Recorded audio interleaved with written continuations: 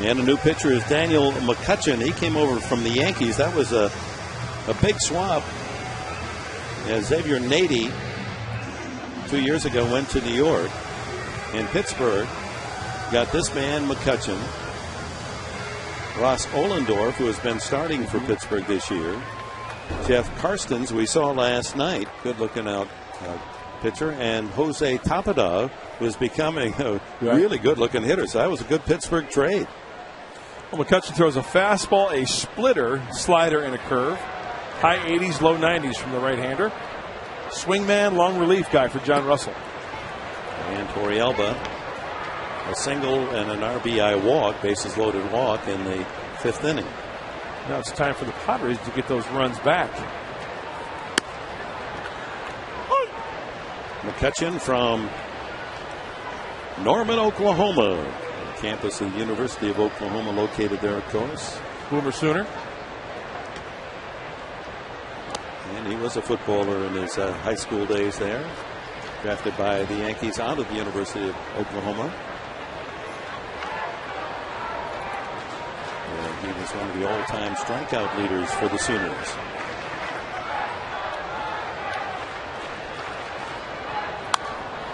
The play, 2-2.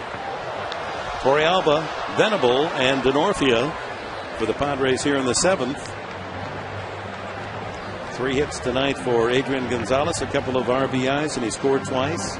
Pair of hits for Hairston, 1 a home run, a 2-run homer. Tejada has 2, and Denorfia a pair of doubles to lead San Diego. Swung on and missed. McCutchen with a slider gets Torrealba. And I'm sure that strikeout makes manager John Russell very proud, not only because of the strikeout, because John Russell himself was a catcher at the University of Oklahoma. Boomer Sooner. All right, let's get to it. That's exactly what it is. It's pretty much universal. It's automatic. Scott Harrison is a pinch hitter this year, is 3 for 9 with a home run.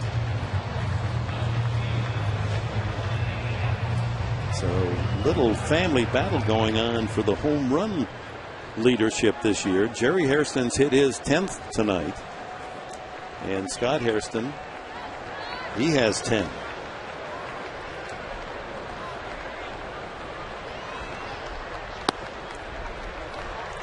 Slider. No offering, no double play. 7-4 the score here in the bottom of the 7th inning. Giants have taken the lead again, 5-4. Seesawing back and forth with the Cubs. Pickoff move. Walker was well executed. Timing was good, but Venable able to dive back. You know, that might have been set up when the pitching coach was out there saying, hey, first pitch, breaking ball away, and then on the second pitch, before the second pitch, let's try a timing play at second base. Also, you got to be aware of that throw behind the runner at first base. So Chris Denorfia, be aware. There go the runners. The throw to third base, not in time, and Venable and Denorfia pulled the double steal. And that's number 20 for Will Venable. Denorfia with his 5th. Well, after the timing play at second base, it's a fastball. High throw down to third, and Will in safely. It's a double steal. It's a double King Stallman stolen base. 2 times. Means if you're in for a couple of problems there, you'll bail you out twice. Yeah. Heaven forbid, huh? Check swing. Didn't go around. Yes, he did, says first base umpire Carapaza. So 1-2 to Scott Hairston. Infield is in. I don't even have to look at the side swing. He most definitely goes on that one. That would have been a sarcastic double, a potential triple. Thank you. Absolutely right. Let's see if Hairston could put a full swing on one. What might happen? I can't see McCutchen throwing him anything other than a slider. Another one. And he punched him out. Boy, that was a perfect pitch. No argument from Scott Hairston. That pitch is very, very close. But as it crosses the plate, look where it is, right across the knees. Yeah.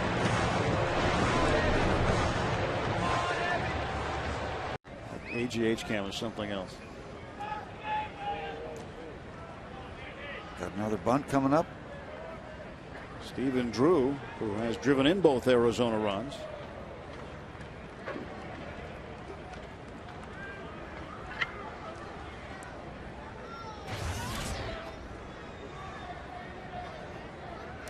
McCutchen ready to go. He'll throw to first instead, and Parra dives back.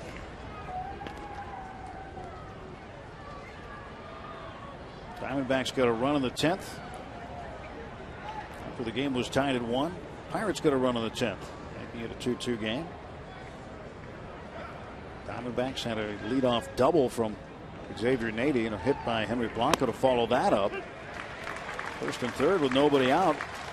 And a strikeout by McCutchen of Ryan Roberts, and you get Kelly Johnson to hit into a double play. And Stephen Drew wondering where that pitch was. It could be called a strike, but it is. He's behind in the count 0-1. No sign of a bunt attempt there. The 0-1.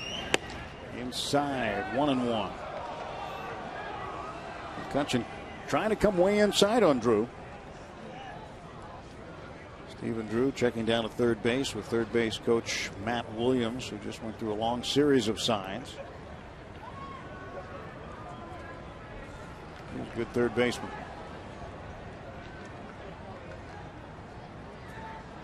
Throw to first again.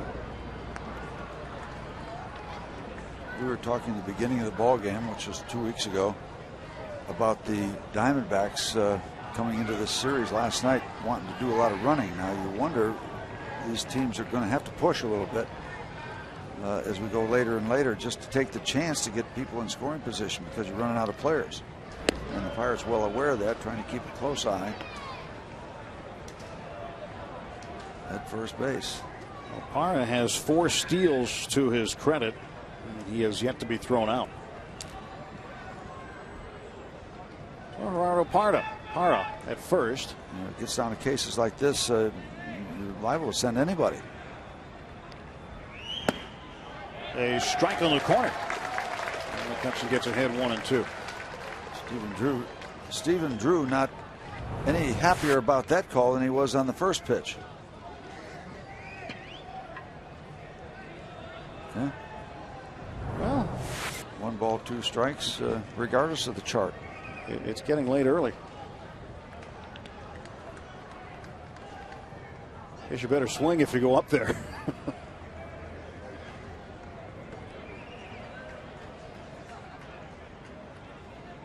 There's the 1-2. Andrew pulls this one foul. You ever notice that, Steve, when you were pitching in a game, late in the game, when strike zone got a little wider? Well, no, I really wasn't in the game late. You were a couple of times. Yeah, well, more than a couple of times. I don't know. How many complete games did you have again? Well, a bunch, but a lot. You know the number. Well, I'm talking about the umpires now. I know the exact number and what dates they've heard. Barometric pressure. But no, I think the umpires play it pretty straight. I really do. I just have ultimate respect for baseball officials. I would stack them up against any other group of professional officials. It's hard to do. They do it every night. Swing and a miss, and down on strikes goes Stephen Drew. Well, the umpires do it every single night. In the other sports, they don't. They get nights off in between. Football's once a week. Wow, look at the downward action on that pitch. Well done by Daniel. He gets a very important first out. The Diamondbacks decide not to try to move the runner to second base, give up the out. It's that, as you said, Steve, you relax, be yourself, don't worry about any outside distractions. You're in the flow. And every starter looks for that, especially early in your major league career. Daniel McCutchen hoping to find it, hoping that it's going to come in, and sometimes you'll see it in that 4th and 5th inning. Yeah, I'm this good. I can be this good. And all you do is you just take off.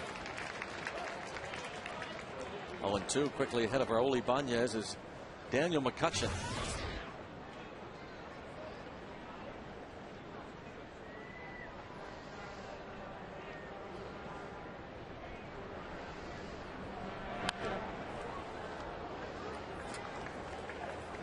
Ibanez hitting .240.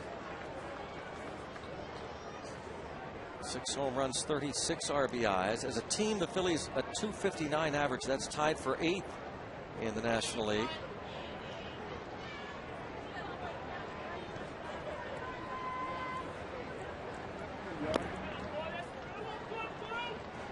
Count 1 ball and 2 strikes on Ibanez. On deck, Brian Schneider. Phillies are 5th in the league in homers. They've hit 78. The Pirates next to last, just to give you a comparison. 50 home runs hit by Pittsburgh. Ball popped up, foul territory. Alvarez over. And almost.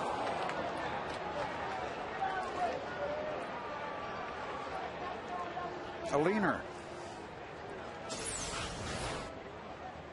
Taking a quick look to find out where he is with the railing. When a Bucco fan got a hand in there, Alvarez might have made that catch. Might have. A tough one. He'll learn too as he goes over on that plate to find the railing with that right hand and use that as balance and knowing where you are to reach in. That's kind of a holding thing.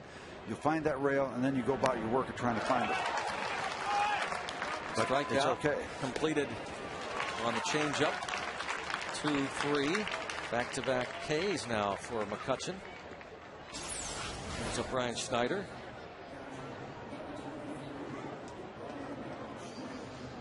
Well, I did love Brad Lincoln's curveball yesterday. And I'm sure Joe Kerrigan is going to monitor the fact sometimes pitchers will fall in love with off-speed stuff for the very simple reason it's more fun than to just try to throw the ball by somebody. You trick them, you make them look bad. There's a little subconscious devil in the back of your mind that attracts. A lot of fans ask why CC Sabathia got a bobblehead. He was only in Milwaukee for half a season. And the reason is this is the season the Brewers are celebrating the 40th anniversary. And they had one bobblehead from each decade the Brewers were here. Kind of the signature moment or player. And Cecil Cooper has been honored with a bobblehead. His great moment, the base hit and RBI. Got the Brewers to the World Series in '82. It's the ALCS and it's the Angels. So that's why.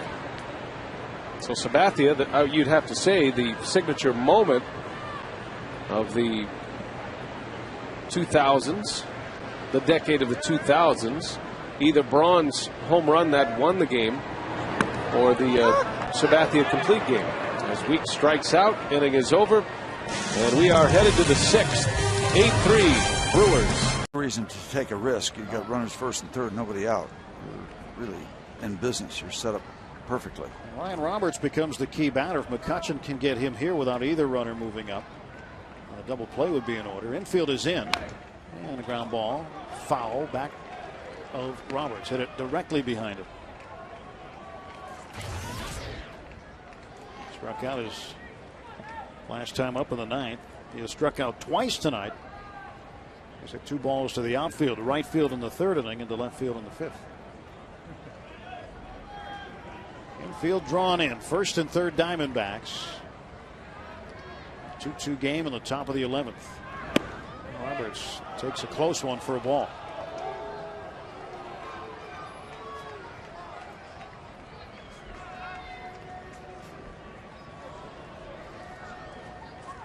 Well, you're looking for a miracle here. Very few occasions when a team has runners on 1st and 3rd, nobody out, that they don't score. 1-1. Now it's 2-1, and McCutchen falls behind. Well, the play you want right here, Steve, is a line drive that's near third base. Yep. Wood catches it, steps on the bag. Blanco falls down somewhere. They throw to first to get out of the inning. Well, that's how you draw it up if you could. If you're talking in the subject of miracles, yeah.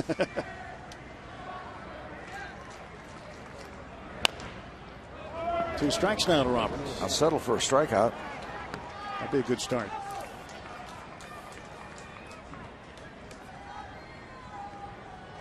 Ryan Roberts started the game at third base. Second base, beg your pardon. Started at third last night, but then has moved over to third since Kelly Johnson has entered. Both Johnson and Stephen Drew coming in the 8th inning for Arizona. 2-2 the score, and the 2-ball, 2-strike pitch is swung on and missed. Strike 3. Well, a nice job by Daniel because he worked him inside, and really got his attention in there, and then went away and got the swing at the bad pitch. That strikeout was set up by previous pitches inside the strike zone. He was inside with those pitches, went back out, set it up beautifully. Well, step 1 of the Miracle Network.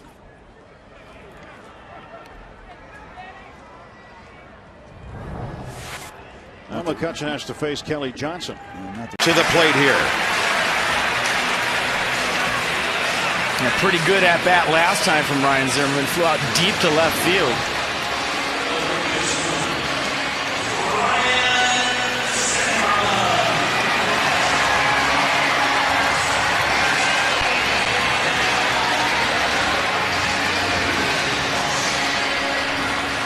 Ray Searage, the pitching coach.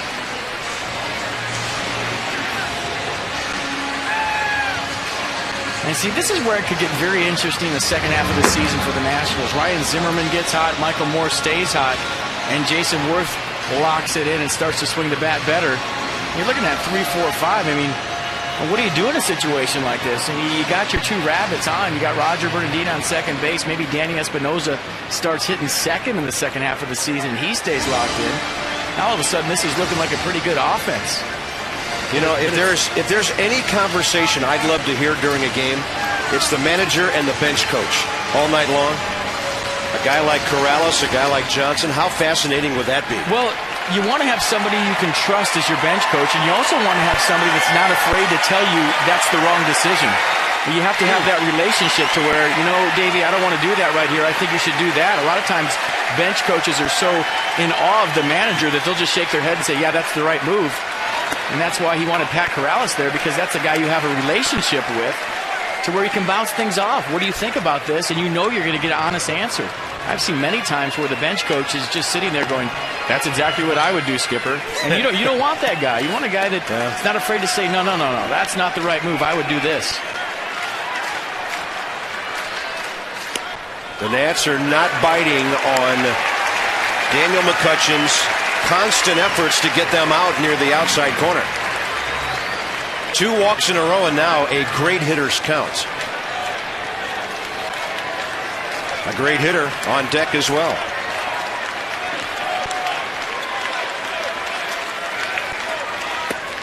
Zimmerman trying to attack the 2-0 heater. And that's how you're supposed to swing when you're heading the count 2-0. Let it fly. And he's thinking 3-run Tater right here, just squaring up the baseball. Got real big, but that's how you're supposed to swing.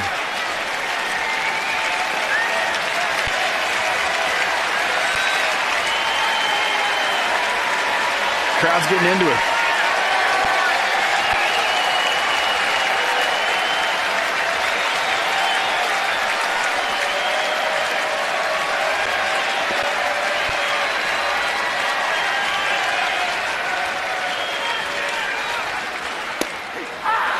Right in there. Strike 2. The crowd didn't like the call. I had it as a strike. Maybe the bottom of the zone. What does pitch track say? Bottom of the zone. Good pitch. Yeah.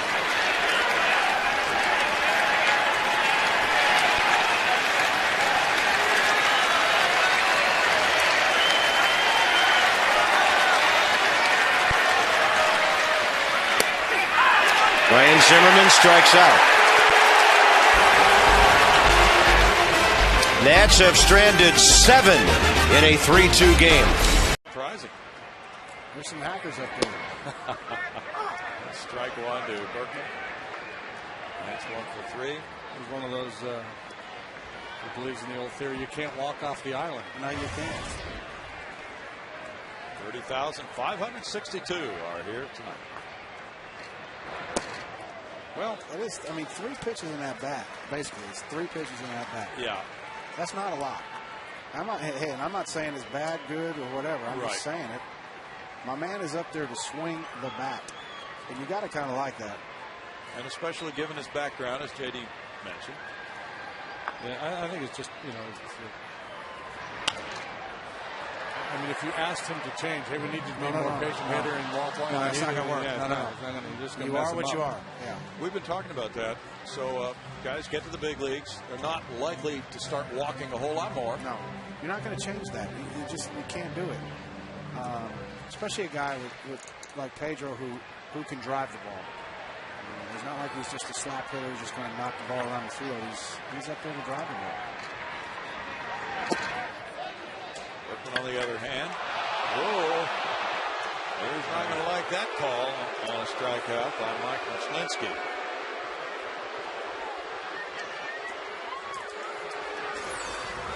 Let's get Jeff Bagwell's opinion. Well, I love him to death, but he's going to go back and look at this on tape. Matter of fact, I bet he goes right. If he's probably took a picture of him right now, he's walking down the tunnel. Well, here he is right here. I bet he's going to go down the tunnel and check this one out. And he's not going to like what he sees? No, actually he's not, which is good. That means he's getting older.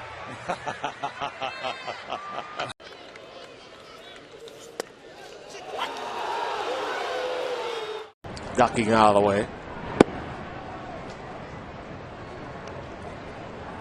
Melvin Mora, ball and no strikes. Mora walked in the first inning, grounded back to the pitcher Paul Mulholland in the second. Daniel McCutchen now beginning his first full inning of work. Came on with 2 outs in the third after Esmil Rogers hit a double and chased Paul Mulholland. 8-2, Pirates trailing by 6 runs, top half of the fourth.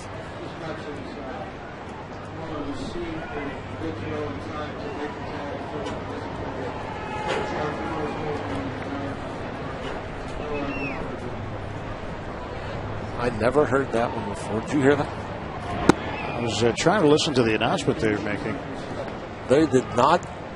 They are giving Mora an error at first base, so no RBI for Garrett Jones. So take the fielder's choice out. Wow. That was a tough break for Garrett Jones, losing an RBI like that.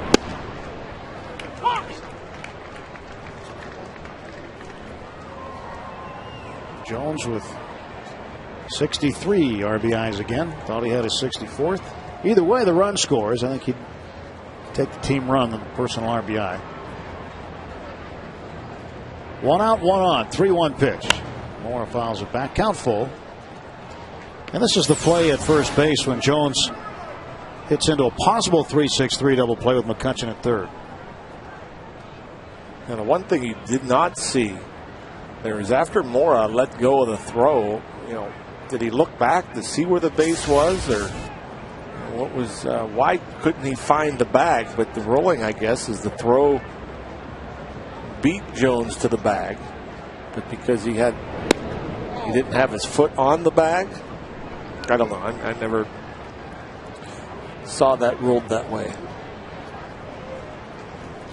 3-2 to Melvin Mora. Tulowitzki the runner at first. Pirates throwing over there, thinking Tulowitzki might be leaning.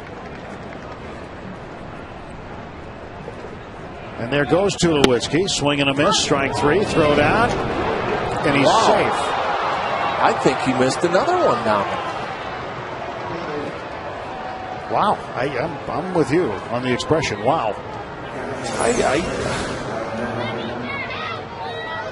Not the greatest of throws, but the ball beats him in plenty of time. And again, unless he missed the tag, and it looks like he got him on the hip. If he gets him in the hip, he's out. He really had to kind of remake himself himself and really do a lot of extra work in the off season to go back and play the outfield after so many years of being a first baseman. 35 years old, and it had to pay off offensively. Sure, he got ready to play defense, and it helped him at the plate. I got to think that's at least part of that why he's hitting so well. What a great sign, really, by the Cardinals. A lot of people figured with Berkman's really last couple of seasons that his career was waning. But what a bounce back year. As soon as you get into those 30s, people start looking for signs to when's it going to happen. They think of your prime being probably 27 to maybe 31, right in there. You still have the physical abilities maybe you had in your early 20s, but now you've been around long enough to where you put them to better use. But then once you start getting up there 33, 34 years old, you have a bad season. A lot of times people don't recover from that. Berkman has. Really warming up in the pen. Okay, Greg, warming up the grill. You're so good.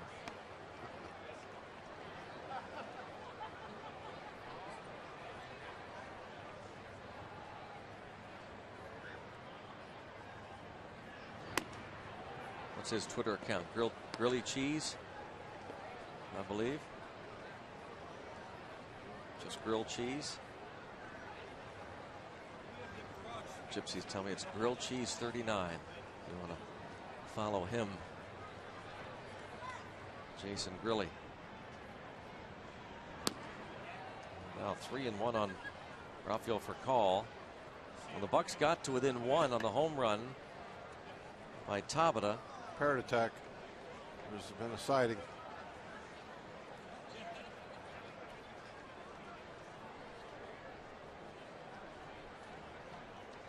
Cleaning up that mess.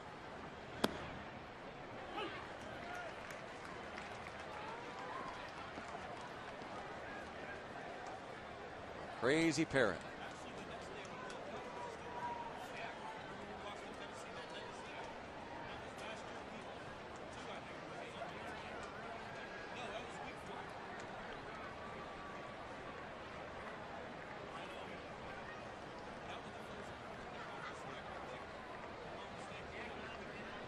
He's had a busy year. Parrot's had great attendance all summer long.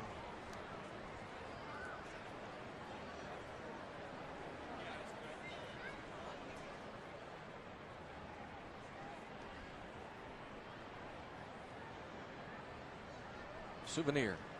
It's got to be hard to get out of your hair.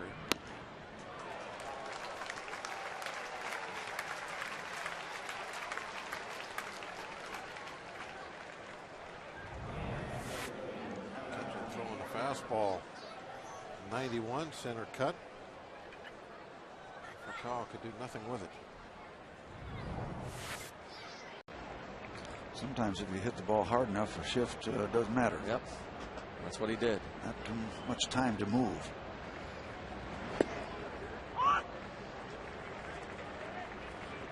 For the Pirates, I hope it doesn't come back to haunt them in business. 1 run in, 2nd and 3rd. Nobody out, and that was it.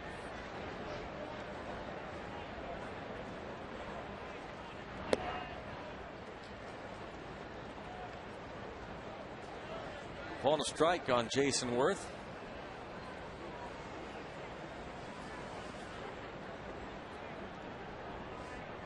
Ross Ollendorf charting pitches, getting ready for his start tomorrow. 1-2 on Worth. His grandfather was in town last time the Pirates were here, PNC Park, during that 1960s celebration. Ducky Schofield, remember that 1960 Pirates championship team. Our fans remember what Dick Schofield did the month of September when Dick Earl was hurt. Dick Schofield stepped in and did a Terrific job. Hit over 400 in Grote's absence.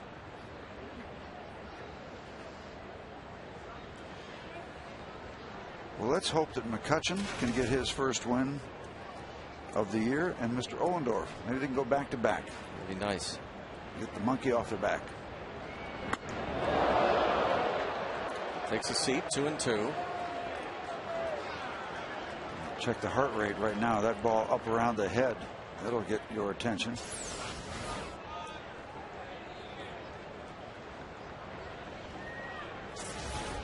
That ball gets to your head so quickly. It's unbelievable. Yeah, let's think this over for a minute. Now, there are sadistic pitchers now that will throw you the slow curve or the nasty slider after that. I wonder if that's coming now. A breaking ball. A breaking ball and a strike 3. Worth doesn't think that was a proper call, perhaps, but he got him. And that was, yeah, maybe a breaking ball, but a bad one, up and in. And that ball, that's the kind of ball that can be hit a long way. Maybe he saw a spin on it and just left it off his list of attempts, or just thought it was going to stay inside. Daniel gets the call. Your old teammates here, and I'm sure you have great remembrances of 71. Oh, it's unbelievable, to get together with these guys once again after spending a few years with them, competing, and then coming back and enjoying the situation. It's unbelievable. And following in the footsteps of a Hall of Fame second baseman, Bill Mazeroski, Rennie Stennett trying to take your job, Willie Randolph, who's coaching now for the Orioles, trying to take your job. What a glut of incredible second basemen you guys had. Well, it was just a testimony to the Pirate organization at the time. They signed a lot of great ball players. Oliver, Stargell, and you can go on and on. Myself, Kleins, and all of us, Hebner, Robinson. They all came out of the organization, and that's the foundation. And once we got to the big leagues, it was like a happy family. I mean, we spent a lot of time together in the minors, and we came to the big leagues all together, and it was just, I don't know. We had an air about us, Dave, hang on a second. We have to take a break. We give or DL today when Chipper came back. Apparently, he was swinging the bat all right. So Wilkin Ramirez went down to Gwinnett. Schaefer stays with the big club, and let's see what he has in mind. He turns it loose and is down strike 1.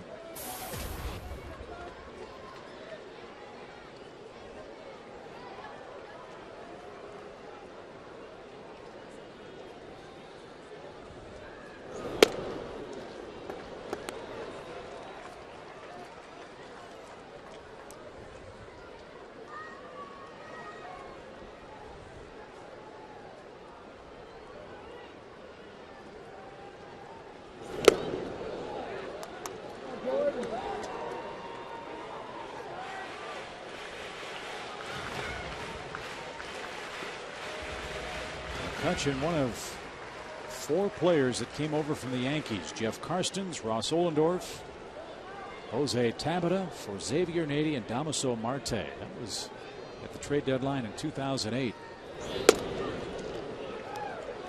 A very good deal for the Pirates.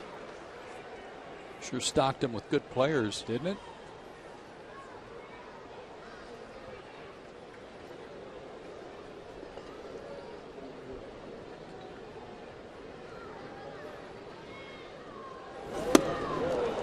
Schaefer down on strikes. 11 Braves hitters have been struck out in tonight's game, and 1 away in the 7th for the top of the Atlanta order. Braves fans back at it tomorrow night. Game 2 of the series. Join us at 6:30 with Braves Live. Fred, Brian, and Jerome will get you started. Joe and I will have the play-by-play beginning at 7 o'clock Eastern Time on Sports South. Red Sox. See Ellsbury with the run, but 0 for 3. Pedroia 1 for 3. Gonzalez 2 for 3. But just the 1 run produced from those 3 guys. Yep, they've gotten some big outs because they've been on the base paths a lot, but they've been left on the base paths a lot. See if we can do it again. Leave 2 more on. First base coach Ron Johnson talking with Dustin Pedroia at first. So Pedroia over there, Josh Reddick at second base, and now Daniel McCutchen's numbers. His job is now to get the right-handed hitting Kevin Youkilis out.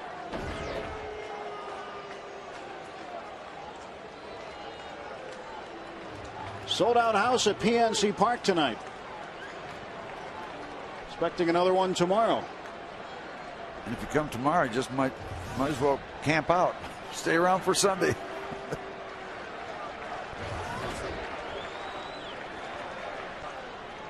Two on, two out for Boston in the 7th. We get another big out. McCutchen's first pitch outside, ball 1.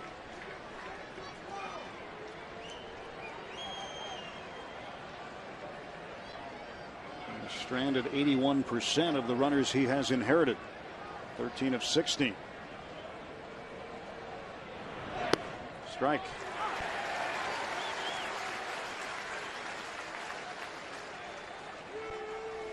Now you got to wonder too, going back to his batting stance, Steve, did he wake up one morning and say, I think it would be a good idea to do it this way? I mean, who would develop something like that unless you just discover it by accident? I have no answer to that. Not sure. Strike 2. But, you know, he's a major league hitter, so somehow he gets to a point where the bat is where the hitting zone is. He gets there somehow. It's been remarkably successful for him. Yeah. 278 average currently, 11 home runs. He's driven in 54. That's a big number. So he gets it uncoiled in time. Now there is a hat.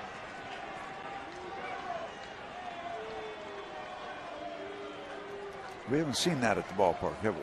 That topper. No, that's a new one.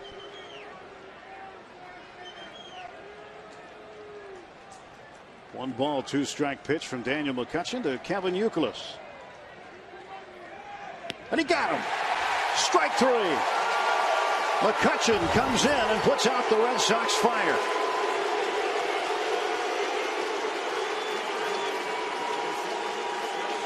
It is stretch time at PNC Park. Daniel McCutchen gets away with that high delivery, and the Pirates hold on to the lead. 6 more to go. 3-1 Pirates after 6.5. Time to take you out to the ball game.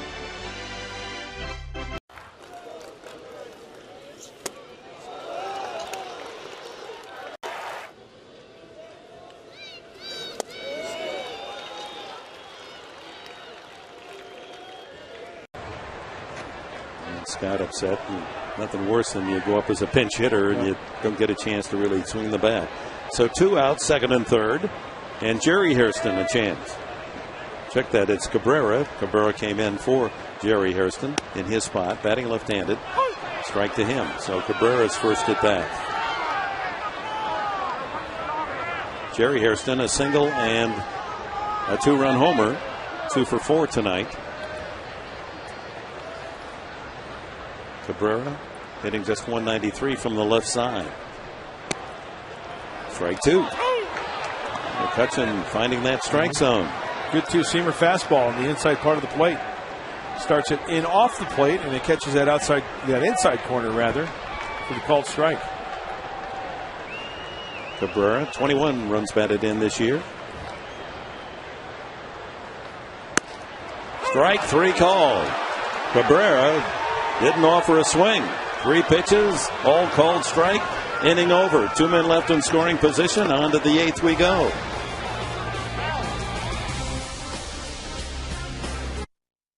A couple years ago, he'd have been down in there, and then he'd be real disappointed again. 100 pitch, 2 for 3, and it's ball 1 outside. Now, I bet at the end of the year you look, or I don't know, end of the year you could look, because Lance hasn't played, but I bet Lance sees probably 4.8, 5. He's thinking about it. Now he's asking somebody, do you think I went? And of course they're all going to say, no, man, no way. Sean Barry's like, no, I don't think so, man.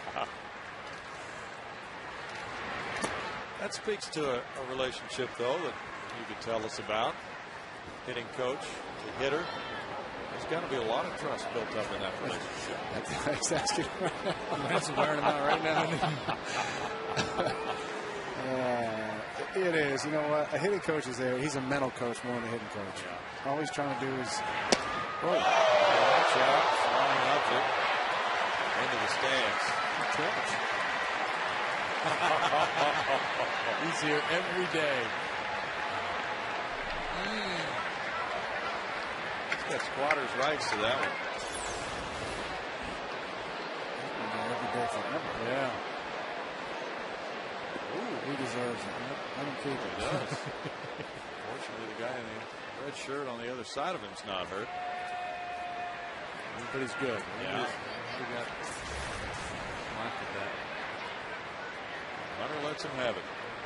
That's a good veteran move by that guy. See, most people, they go and they stand up and they raise it up over their head, and then somebody say, hey, we need that bat. He just tucked it away. I got 2 hits tonight at first.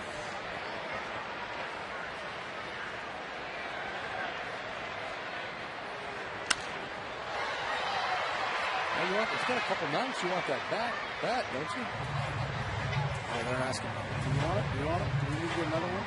John is asking. Checking with the Astros dugout whether they want to trade one out or not. Typically what happens is a player will trade another bat for Hornets. And they always get booed when they take it back. Yeah. But they always give one back, so I don't know why. They've been seeing it forever. That's like the fake to third. The first move that always gets booed. Everybody screams. No, but as we were talking about hitting coaches. That's a nice diving try there by the catcher. I was down in Corpus the other day, and this kid came up and he started talking to Mark Bailey. He said, I was standing right there and I was listening. He says, you know, I try to move my hands over here. You know, I felt like a lot better that day. And you know, it was just, I started seeing the ball there and like that. And Mark said, yeah. So he left and I went, he was only asking that for approval. You have no idea whether it's right or wrong. You're a mental coach. That's what you are. And that's what hitting is. Half of it's mental. Infield in now. Excellent effort by Jaramillo on a wild pitch. Getting Feliz to third. 3-2 the count. And a strikeout. Boy, you gotta hate that. You've got a guy at third base and 1 out, 3-2 pitch. That just eats away at a hitter, doesn't it? It does. It was a good pitch. It was a changeup, I believe, at 80. You know, it's tough. It's a little different when you get 3-2 and, you know, he just got there. So you really only have one pitch. Looks like a split or some sort of change. Anytime you leave a guy on third base, it's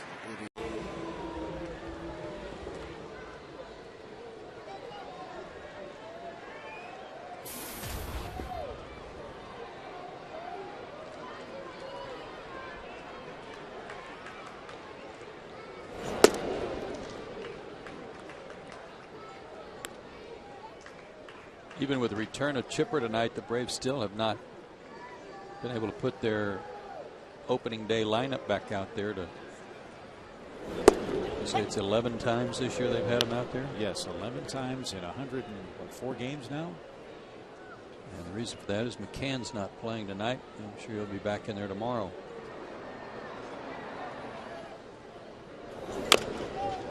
And I wouldn't be surprised that we don't see him tonight at some point. Pinch hit. Yeah, it's 103 games officially. Remarkable that the Braves have won 59 games with that man having to juggle so many different lineup options in the Braves dugout.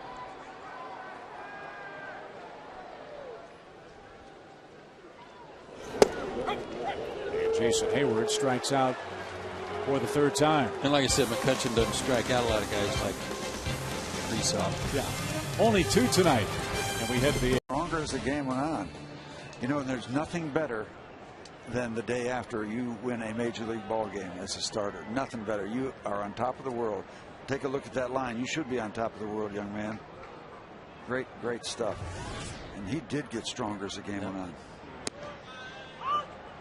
And that's confidence. Now you're relaxed. When you're relaxed, the ball will jump out of your hand better. When you're trying to throw hard, early, you're pressing, you grip the ball too tight, you don't get the flow and the finish. But he found it, and that's how he finished up.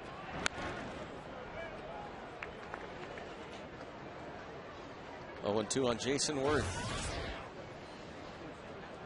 By the way, I love the way McCutchen pitched Ryan Howard with the back-to-back off-speed pitches to get the easy pop out to center field. Nice sequence. Back-to-back changeups are not what major league hitters are looking for. Steve, you're talking about how he got stronger, he relaxed more as Worth strikes out. to start the second inning. That will lead us to the good word from Brad Lincoln. Oh, absolutely. You know, it gets that monkey. AAA, Toledo leading Indy 4-1 in the 6th. Altoona leading Akron 4-1. Andrew Lambeau 1 for 2. Stetson Alley pitching for State College. 4 innings, 5 strikeouts, and 1 earned run.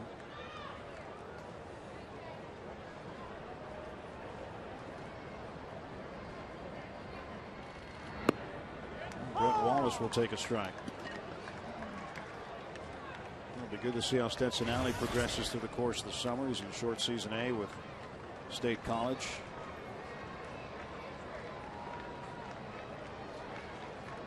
We're keeping an eye on many of the top prospects for the Pirates. Jameson Tyon in particular. And when is the deadline to sign this year's crop? August 15th. Still plenty of time for that. Too much time.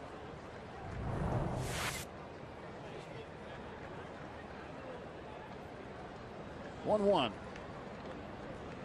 Trying to throw to first, and getting back is Keppinger. As you look at Garrett Cole out of UCLA, the #1 pick, Josh Bell, the #2 pick. And those guys basically are not able to play ball or do anything right now. It's just a wasted couple of months. While yeah, they could be in short season A, getting their feet wet, and that put them way ahead of the game come next spring training. Instead, they'll be behind. There goes Keppinger, and Wallace fouls it out of play. And that's something I hope baseball takes a hard look at and changes. It's really for the benefit of the player. Well, in some cases, not all, but in some cases, and maybe even in most, if the player turns out to be as good as you hope, he's getting to the big leagues a year sooner than he would, and his career now is going to be a year longer. So if you look at it like that, he's actually ahead of the game financially, too, to make the move and get the career going. Wallace down on strikes. McCutchen gets his first strikeout of the night. Now he'll face Clint Barmas, the shortstop.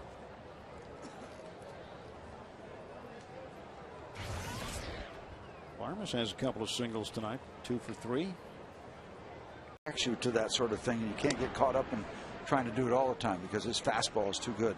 And he's 6 foot 210. I keep thinking he's bigger. Brad Lincoln looks bigger than that to me. Looked bigger than that to Cubs hitters too yesterday.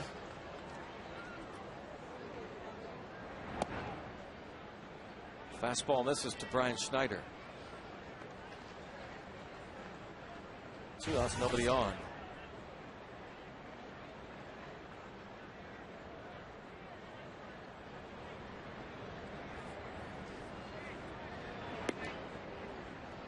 Now McCutchen falls behind 3-0. Carlos Ruiz on the disabled list with a concussion, so Schneider getting playing time. The Parrot is back after his trip from Philadelphia.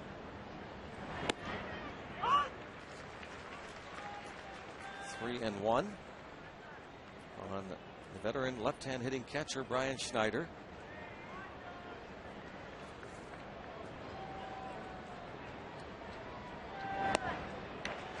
And now a full count. This is McCutchen's second start since being recalled for the second time this season. He made 3 starts in April, sent down to the minor leagues, pitching for AAA Indy.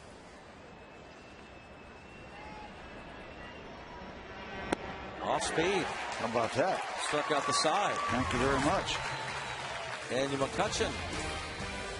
A couple zeros on the board. 0-0 Bucks Phils.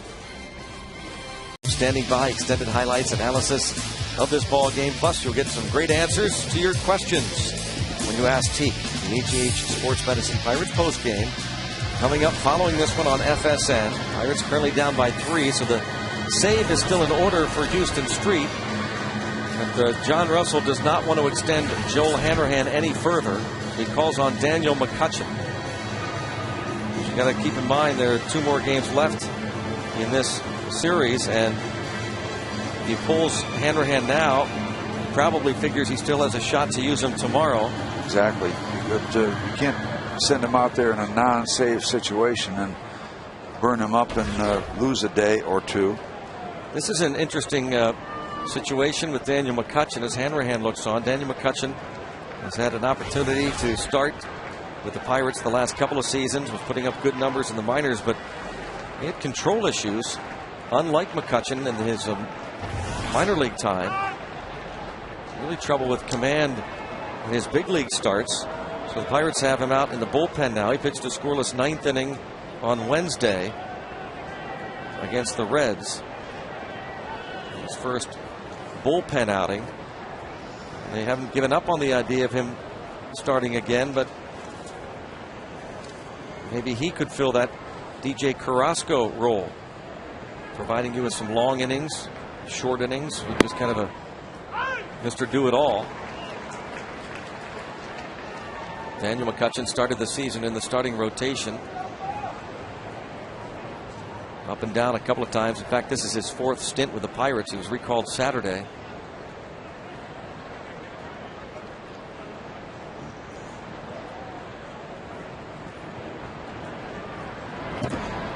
You know, the issues continue with the Pirate bullpen, obviously, tonight. But kind of on the back end problems, which we hadn't discussed. You know, you talk about Meek and Hanrahan as you watch this ball that Chris keeps out in front.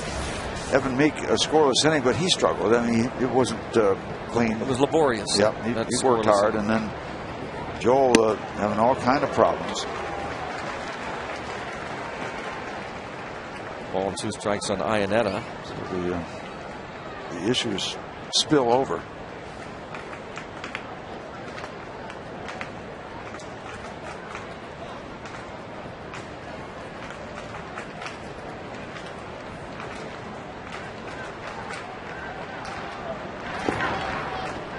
Two count.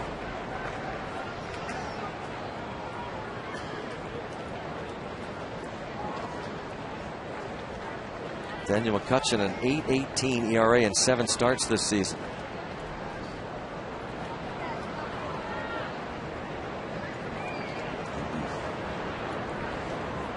With the euphoria in the bottom of the 6th, somewhat of a memory right now. Well, tip, does he hold on? He did. Nicely done by Snyder. Strikeout. Last shot. I thought, and I still think would be a plus for McCutchen coming out of the bullpen, is his history has always been as a strike thrower. Doesn't walk too many people. Although this year, when he's been up here, it's been a little bit of a problem for him. At times, anyway. But that's one thing when you're coming out of the bullpen, especially as a middle guy. That manager, he wants you to come in throwing strikes. It's one thing that Carrasco was real good at. He came in and went after the hitters pretty good, and that's kind of a similar type role that perhaps you could see McCutchen filling.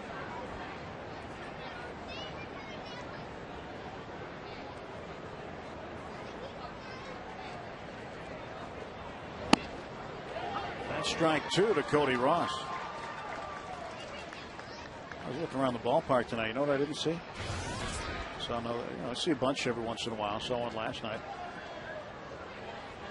See the FSN signs. Fans always say from the sign store. Yeah. Ones they sell down at the FSN studios. Right. Fans always say, "How do I get on TV?" Well, that's the way you do it. Our cameras will find you. Now that one's there all the time. Bringing the game to you on FSN.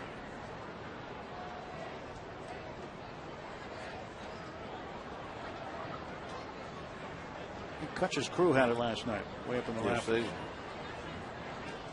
They had it, and they got on TV.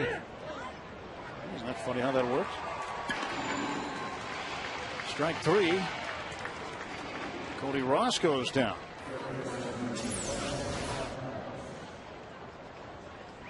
Showed some real fine control on this at bat.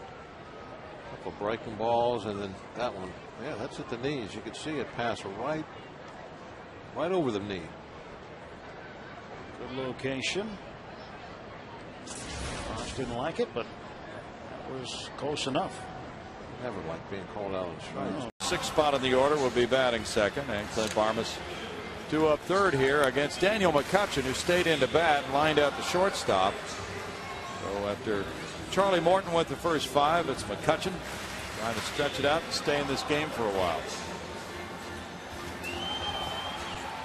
Are you surprised that he's from Texas and he's right-handed and he wears number 34? That's a shocker. It's always surprising to see that from a Texas-born right-hander. Wallace has been on base all 3 times tonight. 2 singles and a walk. He's driven in a run. Trying to get it going here with the Astros having 9 hits to this point. And he looks at strike 1.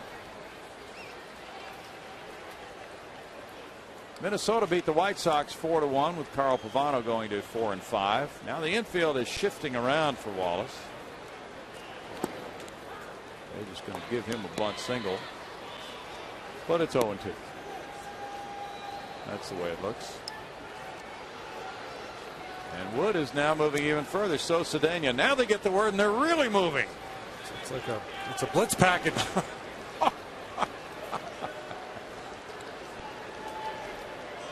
ball, 2 strikes. It's interesting because he would be more inclined once down in the count to hit the ball the other way. True. So I don't think they were necessarily reacting to the count. They were just late to get into position where they wanted them positioned originally. Yes, they were.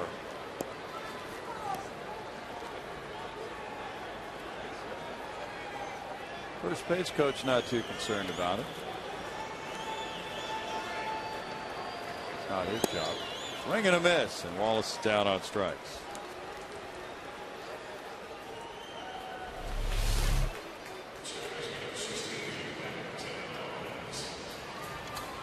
The split finger pitch there from McCutchen. Urgency going down the first. Blomquist takes inside. 1-0. Blomquist extended his hitting streak to 14 games with a single in the first inning. Grounded to Walker at second and then struck out swinging in the third.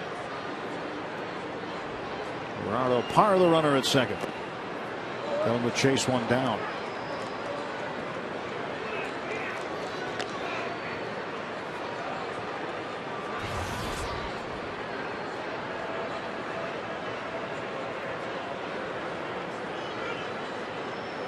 This Diamondbacks team has really retooled their personnel over the last few years. Finding a spare part here and a spare part there. And this year, certainly it's worked out. Definitely the surprise of the National League. Who would have thunk it? Kevin Towers now the general manager here. 15 years at GM. He'd been with the Padres for a long time. And has taken over the reins here in Arizona. They've got to be pretty pleased with the ball club. Guy's got a lot of experience. There's KT. Kevin Towers, a pretty good guy too.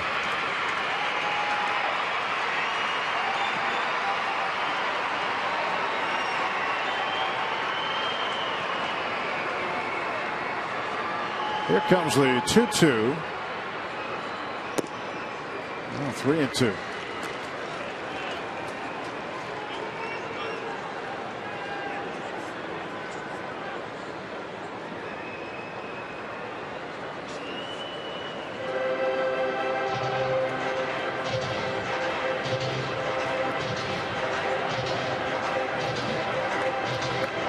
Agnosi and McCutchen trying to get on the same page now.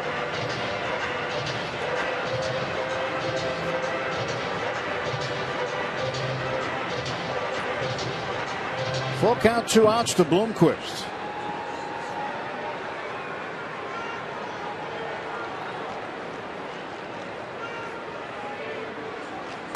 Got him.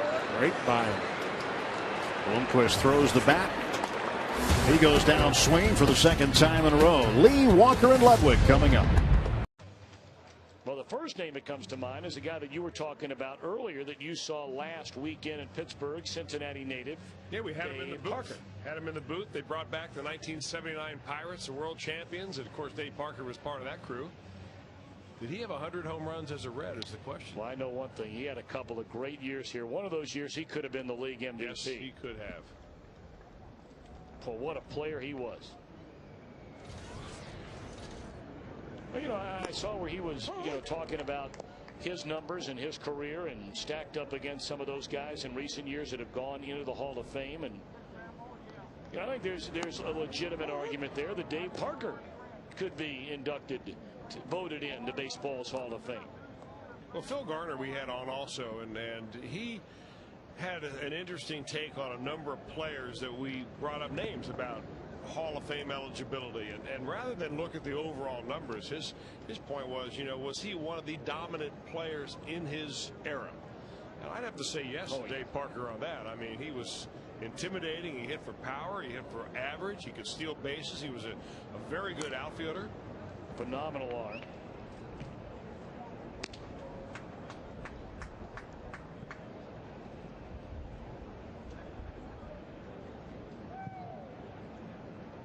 Well, you have it there in front of you on a computer. I mean, just for some of the fans who, aren't familiar with some of the precise numbers, is there's strike 3 to Valentine. Home runs, RBIs for Dave Parker are what? Overall, he's a .290 hitter lifetime. Wow, that's a good number. Yeah. Played about 18 years in the major leagues. We'll take another look first at the little split finger changeup that Daniel McCutchen uses as an off-speed pitch. Inquired about that before the ball game, and you see the good depth it has when he stays on top of it or roll right up. 3 for Jay falls short, and here comes Ballantine. 2 outs, a runner still down at first.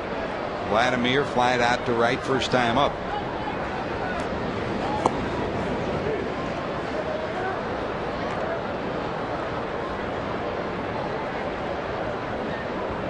Cardinals in Milwaukee are underway in St. Louis, scoreless in the first inning.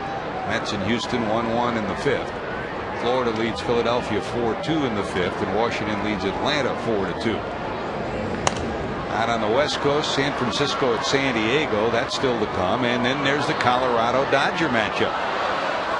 All along everybody was thinking, well, the Rockies are in pretty good shape in the wild card, and guess what? They've got a chance to win the division. Wouldn't that be something? For Jim Tracy, who's the odds-on favorite to be manager of the year in the National League. Boy, they're finishing strong till the end. A 3-game series in LA.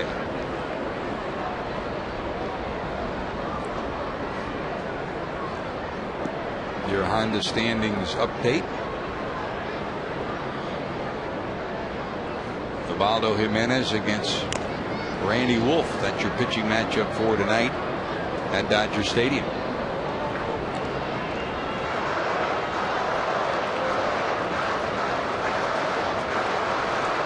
Well, George, I got to ask you a question about the postseason because you're my answer man. What is this about the New York Yankees having the option of deciding when they will start the postseason? Don't they have an hour after their last game to decide what they're going to do? Explain that to me. It's the team with the best record. It depends on what, whether you want 2 days off or 1 day off, whether you want basically how you want to run your rotation. And it depends on obviously who you're going to face. For the Yankees, it looks like they'll avoid the Anaheim Angels, the Los Angeles Angels of Anaheim, which is good for them because they've never played well against them.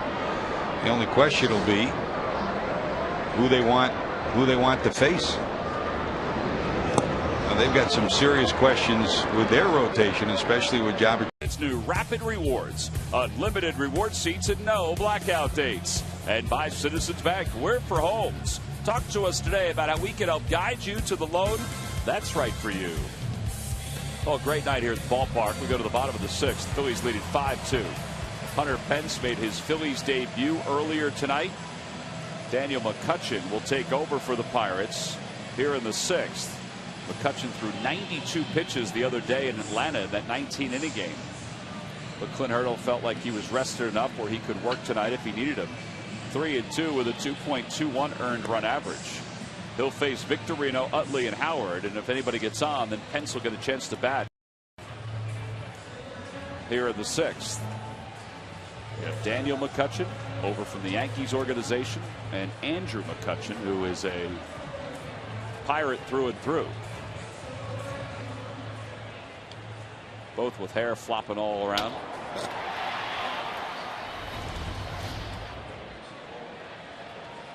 Victorino's 1 for 3, scored a run in the 3rd. It's kind of neat to have Pence's debut here at home. Oh, yeah. Makes him feel a lot better. I mean, he's got to feel like he's coming to an all-star type team.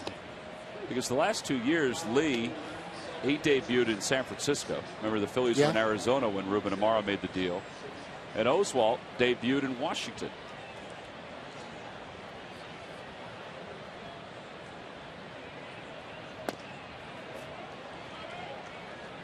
Lee pitched a complete game in his Phillies debut. Oswalt didn't pitch badly, but wound up losing to the Nationals.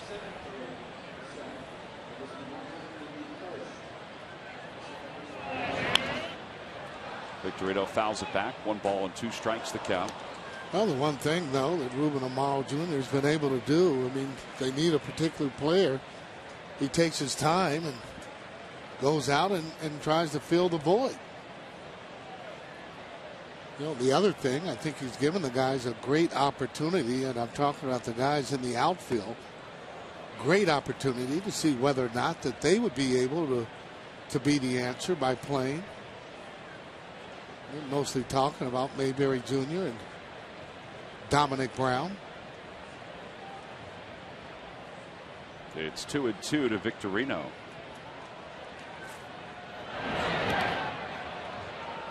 The ball's in the dirt. It really got a piece of McHenry. Those catchers, they get beat up, foul tips, balls bouncing in the dirt, going off their bodies.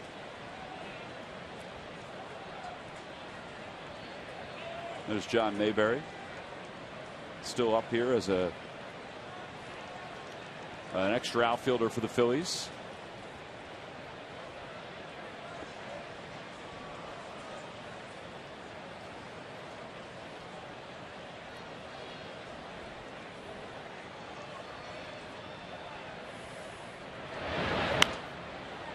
Victorino hits a foul over the left side, out of play. It remains 3-2.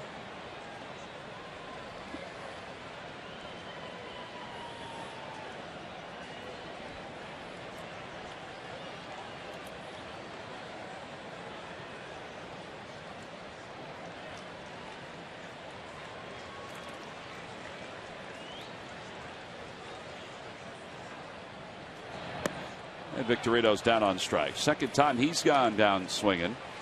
And 1 away here in the 6th. That'll bring Chase Utley to the plate. Sunday nights. Summer value. The get-go summer value pack. I think Doc wound up with 19 wins that year, 1971.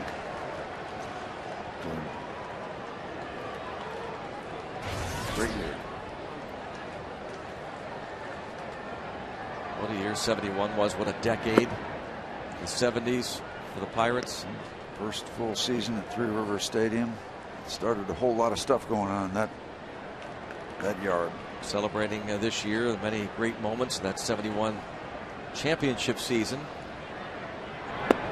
Yeah, it was on to Three Rivers, the transition from Forbes. And then at the end of that decade, 1979, they went back as the family to beat Baltimore. And then the transition in the 80s where things started to slide. That consortium of businesses in Pittsburgh took over the franchise. The hiring Mac Prine, the president, then hired Sid Thrift as the GM, who then hired Jim Leland, and that brought the Pirates back not only into contention but 3 consecutive National League Eastern Division titles in 90, 91, and 92. And tonight we sit here. The Pirates, with a record of 46-42, will be over 500 at the All-Star break for the first time since that 1992 season. Was Mayor Caligiuri involved? Yep, very much so. Yeah, Mayor Caligiuri, private public consortium, played a huge role keeping this team here in Pittsburgh. Talk about a huge role. Daniel McCutchen has been huge. Go to the bottom of the 6th. Pirates down by 2. Now Victor Martinez coming up to the plate, and the Pirates shifting defensively. Nobody on. Steve Pearce has the left side of the infield to himself. Cedeno over on the second base side. And Neil Walker out in short right field. 0-1 the count to Martinez. Victor walked and scored the game's first run back in the second inning, driven in by Casper Wells' RBI single. Strike 2.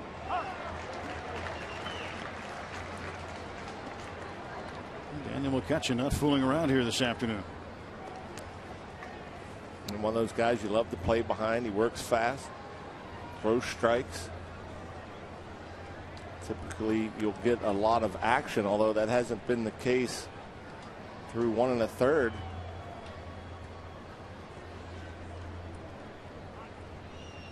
Time is called.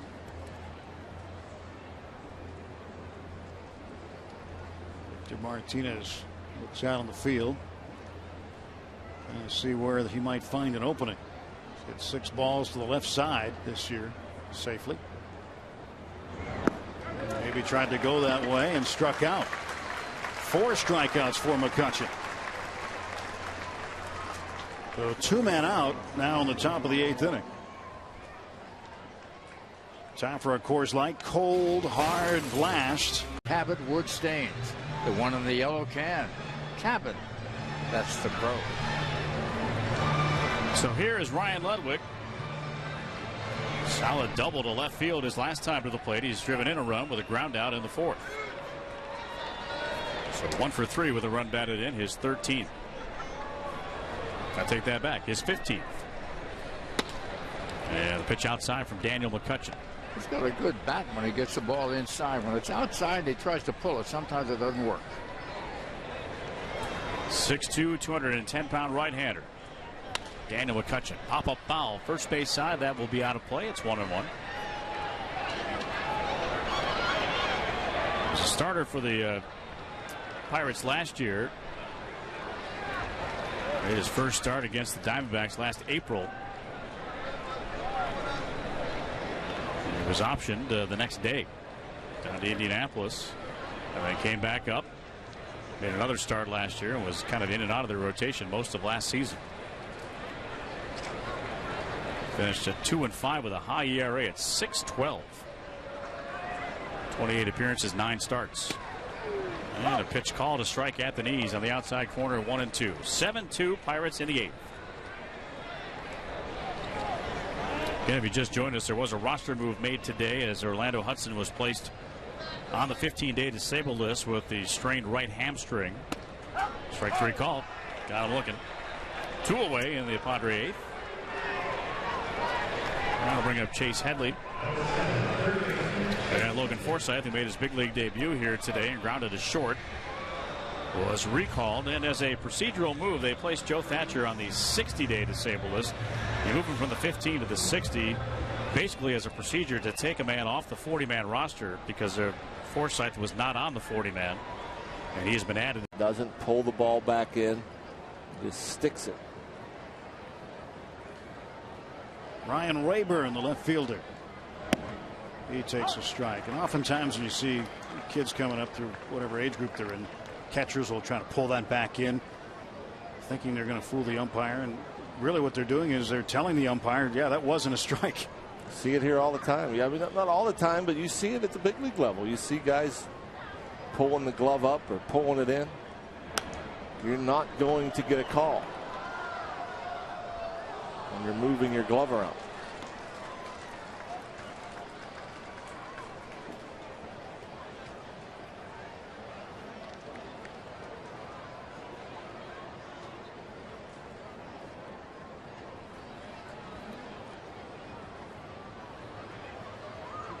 Porcello the runner at first after a leadoff infield single.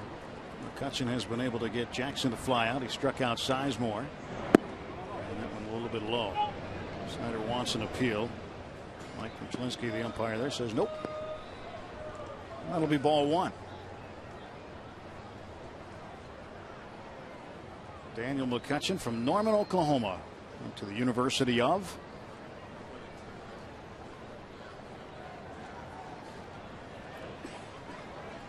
One-two pitch to left field and deep. This one is foul. And a sigh of relief for McCutchen. Just a long strike.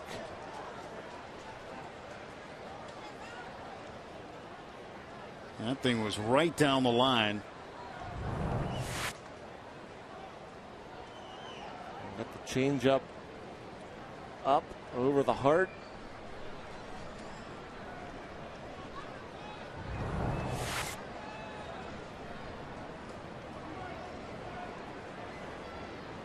Rayburn was trying to will that ball to go more to the right, but it wouldn't have any of it.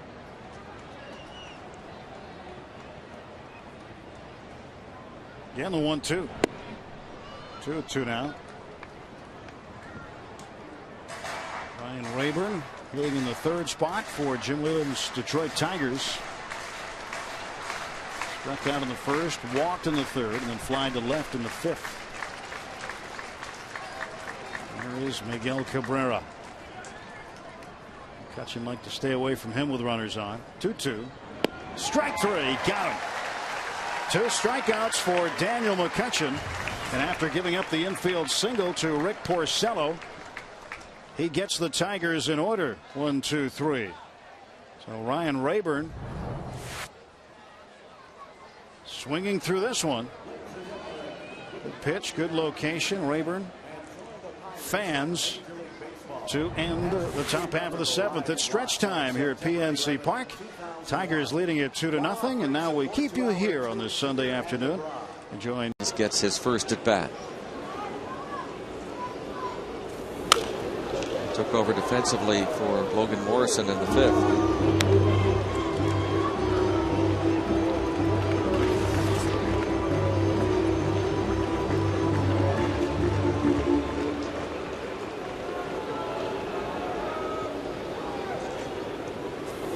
In case you're wondering, Josh Johnson has thrown tonight 98 pitches. And with that left-hander done loosening in the bullpen, and with Garrett Jones due up to lead off for the Pirates, a left-hand hitter, and then Domet and another lefty, Alvarez, sure is everything points toward Johnson being finished for the night, and it's just fine with the Pirates. Indeed, I thought it was important to try to take advantage of all you could against Johnson, and whether it be extending at bats or drawing a walk or doing what you could to get that pitch count up. Never really did happen. The bullpen didn't do Josh Johnson any favors last year. We'll see if that is going to happen, whether the bullpen will be called upon to try and protect a 6-0 lead, and see if the Pirates can't tell you where the catcher's setting up, in or out.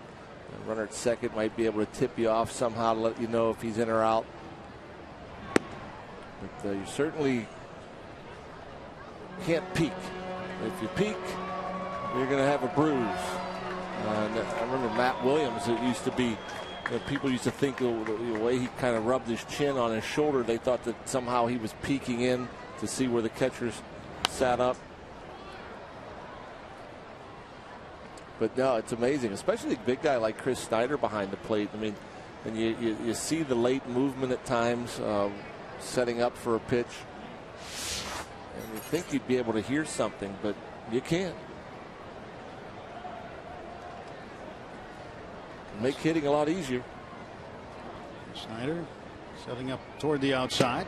Pitch right there for a strike. So not Sizemore behind 1 and 2. Take a look at the strike zone. It's paint. One of the no-nos of hitting. You don't look, see what the catcher's doing. It's when you're not looking. You can tell the pitcher to do something that'll help him out later.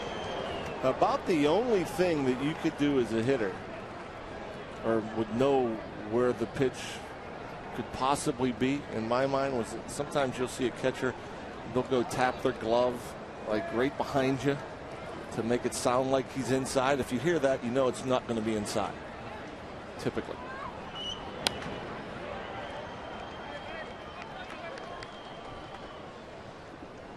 Sometimes, can you pick up when a catcher, sometimes when he taps his glove on the ground, trying to tell the guy to bounce one up there?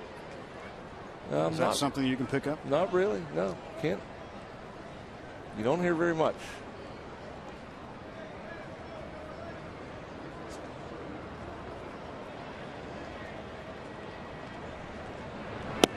Strike 3 call. McCutchen guns down Sizemore. 2 away in the 7th. Take a look again. They're on the strike zone. A little help. See it in slow-mo. Chris Snyder real quiet with the glove. We're able to go out there and handle Carpenter this afternoon. We really thought, I think, going into this one that if the Pirates were going to win this afternoon, it would have to be a close ball game, low scoring. But again, baseball's a crazy sport. You never really know. And they came out and went at a pitcher that has dominated him for a long time and got him out of here early. A lot of base hits off of him. 9 to be exact. 7-0 Pittsburgh. 2 outs, and here's Holiday, who singled to center his last time up. And Lincoln, also the other side of the coin, he did a great job pitching for the Pirates. We talked earlier about keeping the Cardinals in the ballpark, and he certainly did that. This is popped up behind home plate. Oh, nice play. A great catch.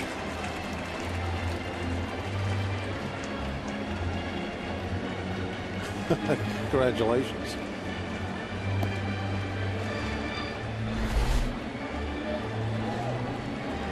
His career 2.33 ERA against Pittsburgh, but today 6 earned runs allowed.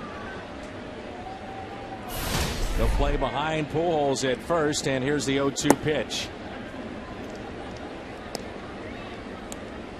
And if this run scored holds up 7-0 right now, it's going to be kind of a hard loss for the Cardinals. They had to think with Carpenter on the mound today, a youngster facing them, making just his 3rd start this season. You got to think you're going to win, and not only to lose it, but to lose it in the fashion they have, where they've been dominated. It's going to be a tough ride home. Milwaukee has Chicago tonight. And a called 3rd strike on Holiday sends us to the 9th. Pirates on top, 7-0. So is he.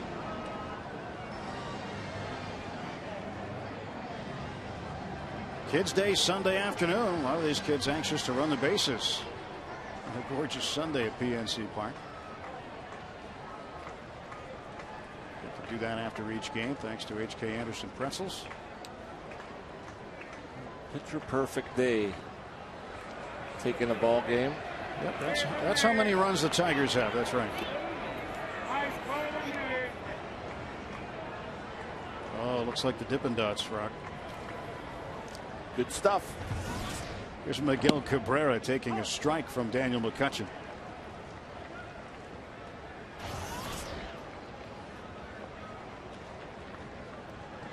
Nothing in 1 to Cabrera.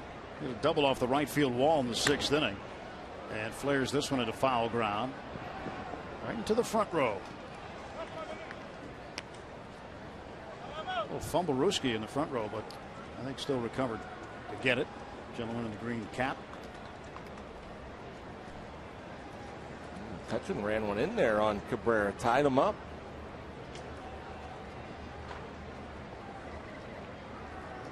No balls and 2 strikes. Cabrera 1 for 3 today. Here's the pitch. 1-2, trying to get him to chase. Well, Colorado had a 1-0 lead in that game with Milwaukee. Brewers have since put 3 up. They're at the top of the 6th inning. 3-1 Brewers. Houston leading Toronto 3-2, bottom of the 8th. St. Louis pounding Kansas City 7-1, top of the 5th. Cincinnati on the verge of being swept by Cleveland. Sent them reeling. 9-4. Tribe with the lead over the Reds. Bottom of the 7th.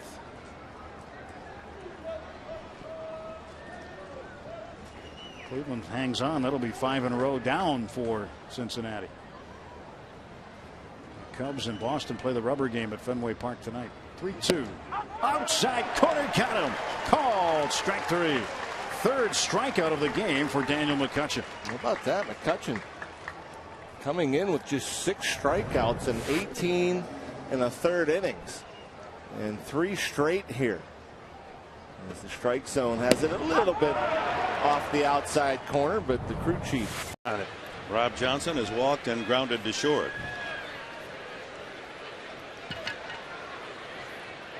There'll be that time when he gets jammed with a fastball and it's a little number over the third baseman's head. They all even out, don't they? Seems like they do. Yeah, you can't convince hitters they do. They forget the numbers in the Texas leaguers and the bloops swinging bunts. They remember all those line drives caught. In for a strike. Slider. Well, McCutchen's done some good pitching out of the pen. This is his 8th game. He's gone now 10 innings plus, allowed only 6 hits. No runs. Just 2 walks, including the one tonight. And down goes Rob Johnson. He has his first strikeout. Does McCutchen. Will Venable. Hard ground ball out to the first baseman, and he struck out the last time. That's the size of a bird. Wow. And it was in the booth. And Mothra. all I could see was you getting up. It was and Mothra. Your arms flailing. Well, I was trying to get it. If it was a spider, I'd have been going out the back side. But since it was Mothra, I was trying to save you. Mothra. What happened there, by the way, while I was battling that moth? Ground out the second. Out, yeah. Man, that thing was big. I hit it once. You hit that? It didn't even phase it. No.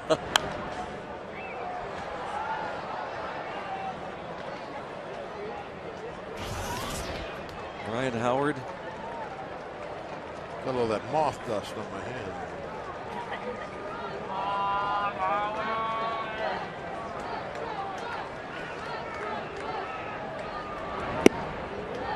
Oh, 2. Again, the shift on.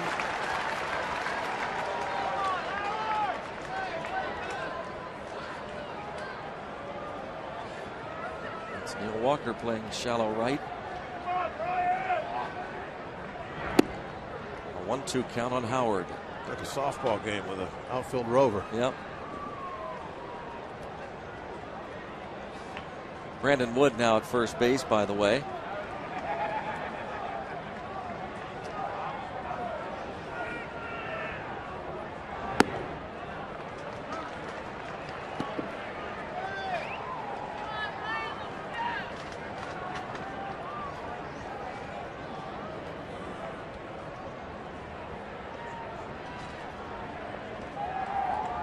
Two and 2 on Howard. Struck him out.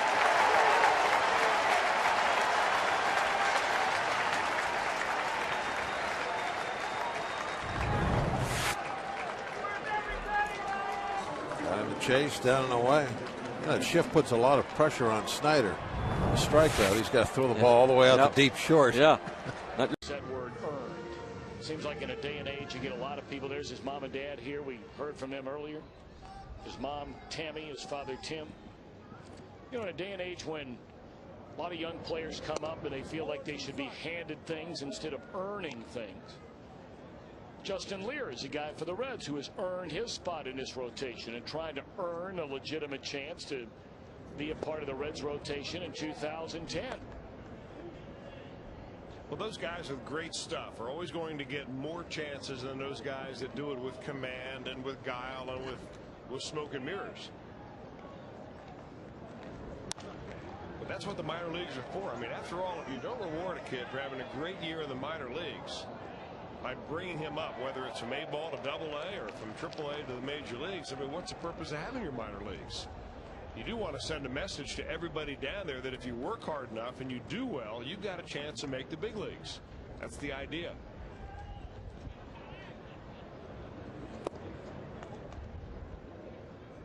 Got a pretty good arm too. I mean, he's thrown a few balls today in the mid-90s. I'm not saying he's a cunning thumber by any means, but he's got pretty good command for a guy that throws a fastball this hard.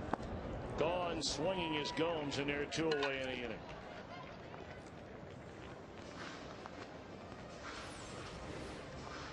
Five strikeouts now. Second time he got Johnny Gomes on it. That's a splitter. We showed you before what that splitter looked like, and he goes to that same grip. That time he pulls down with his middle finger, and he gets that ball to go away from Gomes, and they like it. It's coming. You're going to need a new glove to get out there on the Little League fields. Daniel McCutchen gets out on this field. First time of the year. Didn't take long. First game up. He probably got the freshest arm of anybody in the bullpen at this point. So Daniel McCutchen now will have to face Jose Morales. The 3-run double by Ty Wigginton. A big difference in the ball game so far. And we're at the top of the 8th. 6-3 Rockies. Jose Veras chased. He's on the hook right now. And Morales, without a hit tonight, 0 for 2 with a walk, takes strike 1.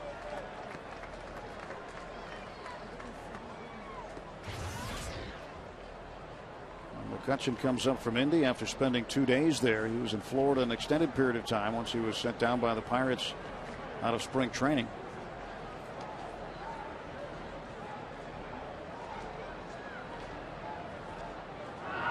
And a big swing and a miss. He got to miss all that first week cold weather.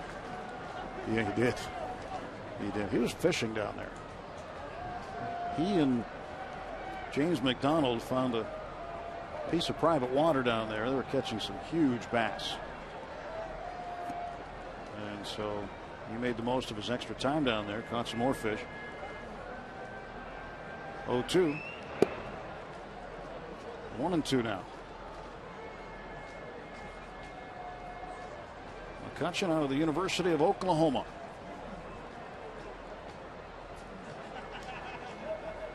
Two outs. Wigginton, the runner at second.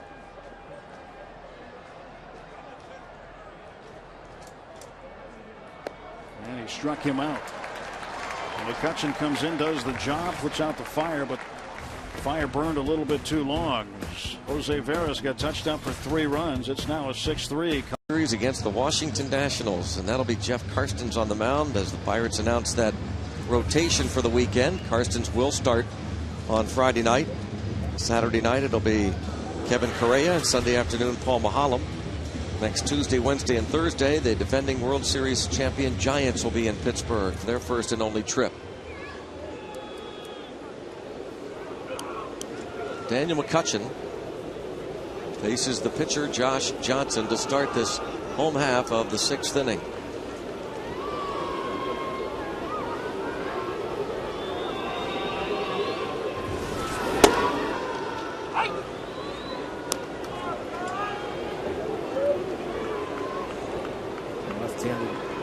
Batting, right-handed throwing Johnson. Where's that elbow pad? I'm sure that everybody in the Marlin organization is thankful for. I mean, you wouldn't want to hurt that right elbow. Kind of stuff he has.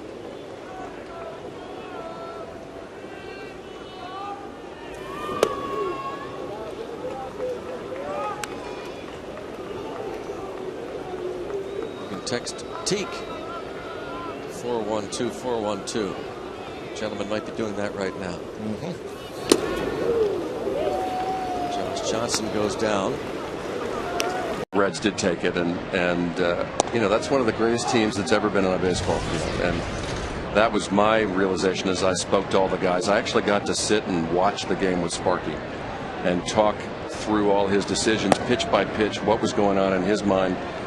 And you know how Sparky is. I thought he was going to get an ulcer all over again as we were watching it. Somehow the outcome was going to be different. But it's still a tremendous game, and it holds up to this day. And I had to write about it. That feeling that game gave me stayed with me for 30 years. And I wanted to put the readers in Fenway Park that night. I talked to 100 people who had something to do with that game on one aspect or another. And so when you read the book, I think you'll feel like you've gone into a time machine a little bit, and you can go back and relive what that felt like to be there that night. You're going to do a book signing tomorrow? Yes, at Joseph Beth at 1 o'clock in the afternoon, I believe, with you and Marty Brenneman. We're going to have a little Q&A and talk about the book. And a week from tonight, I believe, on Labor Day. Well, that'll be a big game right out of the chute for Brian Kelly and the Bearcats. But they have Big East Offensive Preseason Player of the Year, Reading High alum Tony Pike, again at quarterback. And Marty Gilliard, his favorite target. Brand new defense, but boy, they are loaded up on offense. It's an exciting style of offense they play. Indeed. That'll be fun to watch. After reaching a BCS game for the first time in school history last year, big expectations here in 09. Well, I saw you at a game last year. I was. Didn't I see you at the South Florida game? Yes, you did. That was a drilling. It was a drilling. I didn't Aren't expect you a South Florida alum? I am. Moving for better things out of the Bulls this year.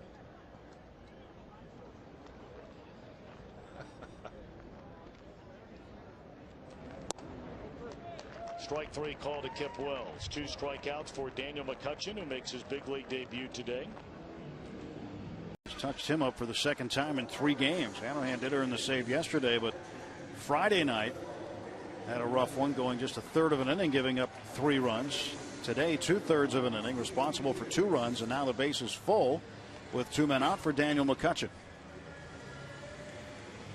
McCutchen's numbers on the year, and he was going to be the guy used in the long situation today, but now here he's pitching in the 9th inning. Pirates find themselves a run down, and this game is going to have some repercussions for tomorrow with that bullpen. There's 3 guys that have pitched 2 days in a row.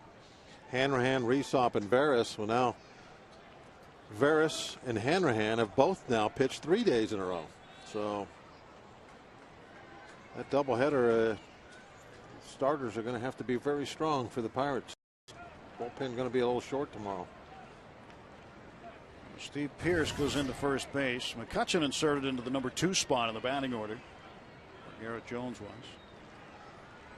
Joey Votto. A little chopper to the right side, and that is a foul ball.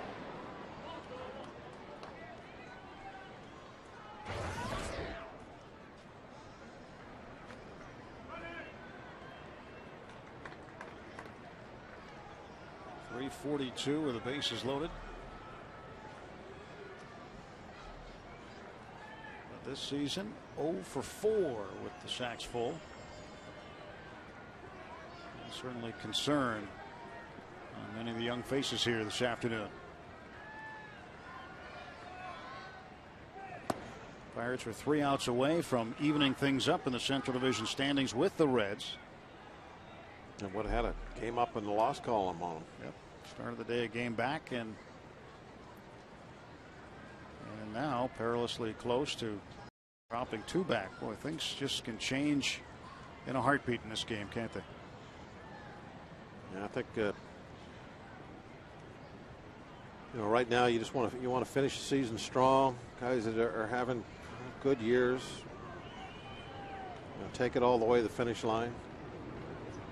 And this year, I think, has shown everybody that we're not that far away. So you can go a long ways on good pitching. Strike 2 to Votto.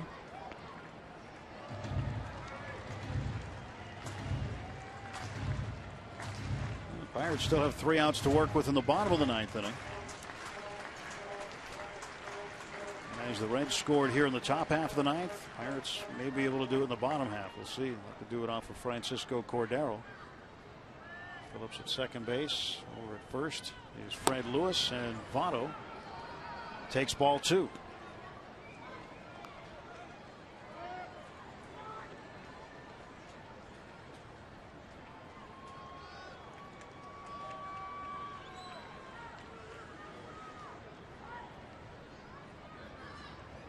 2 balls, 2 strikes. And he struck him out. Ovado goes down swinging with the bases full, but damage done. 2 runs in. It'll be Doman. Now here's Jonathan Lucroy coming to the plate for Milwaukee.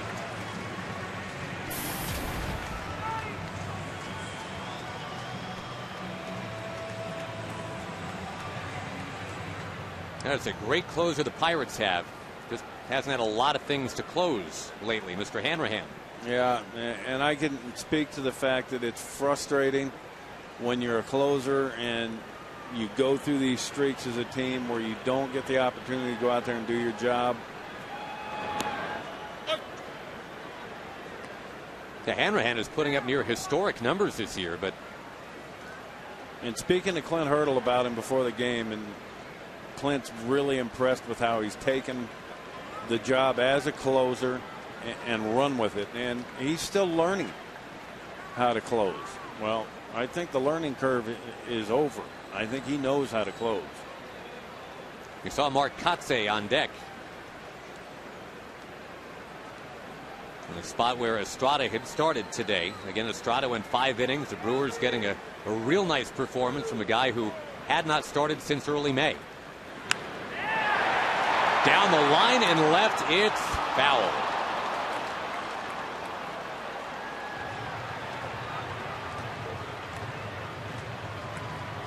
Tell you what, pitching wise, maybe not since the days of Vukovich and Haas and Caldwell and McClure. They had a pitching rotation like they have right now, Mitch. And that doesn't include Marco Estrada in it. We're talking about the Zach Greinke, Gallardo, Markham Sean thing. Markham. And that for me in the winter, that is what put me over the edge. There was two things involved in my decision on who I thought would win the Central. The first being when Adam Wainwright went out for the year for the Cardinals, and then the addition of Markham and Greinke to this pitching staff, for me, made the Brewers the Central favorite hands down. Well, the fans here are with you. There was a run on season tickets as soon as the Greinke thing happened.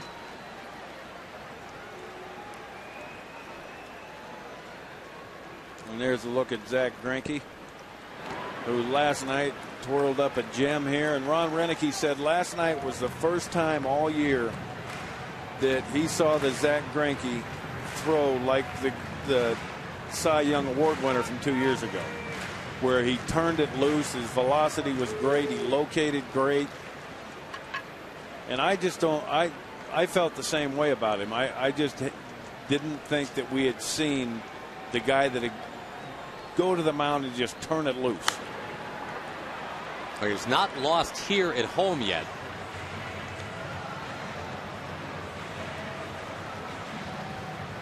I think Gallardo has held up his end of the deal. Markham, same story. And Gallardo started slow. I mean, he had a slow start to the season, then and turned it completely around. Sean Markham's been exactly what they thought he was going to be. And Zach Greinke, his ERA is elevated, but when you look at his 1-loss total, you have to be impressed. I believe he's won 11 and lost 4. With an 8-0 record here at home, so the fans here in Milwaukee gotta love him.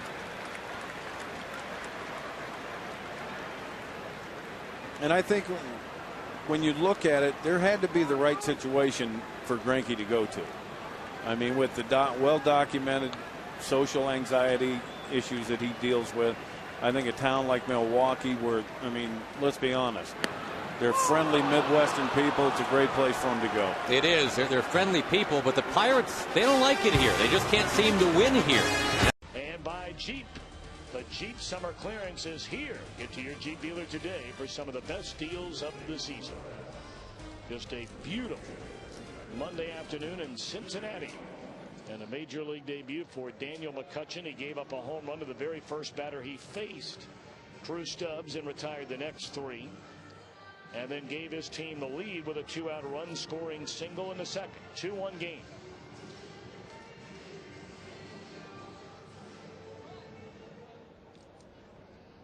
His mom Tammy, his dad Tim, in the stands today.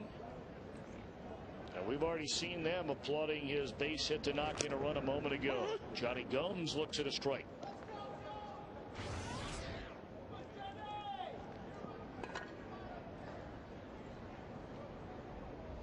Johnny at 281, and that one ripped foul. I'm not sure if that ball hit the ball boy's glove, then hit him in the helmet, or whether trying to make the catch, it just fell off. Hopefully he's all right. That ball was smoked.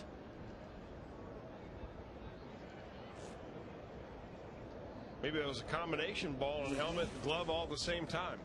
He looks to be okay. I hope so. A lot of top spin on that line drive. He's tying, get out of the way. Tying the laces of that glove a little tighter out there a little bit now. Well, he's got to come get that one. And Dustin Pedroia coming up. Well, earlier in the game we were talking about, if a 3-game sweep is known as a sweep, should a 2-game sweep be known as a sweep? And go to first base and Ellsbury back. The idea we got is it should be called a dusting. I like it. It's a 2-game dusting. I think you got something there. A sweep and a dusting.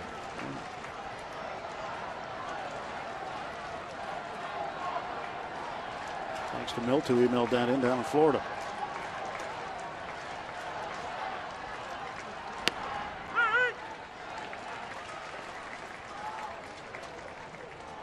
Pedroia at the plate, 0-1, and the American League steals leader at first base, and Jacoby Ellsbury. We got the Dodgers coming in for a 1 game.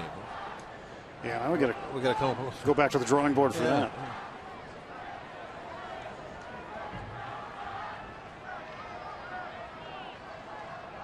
0-1, there goes Ellsbury. He had a good jump too, and Pedroia fouls it off. And an excellent jump. 24 stolen bases for Ellsbury. He's been caught a league leading 10 times.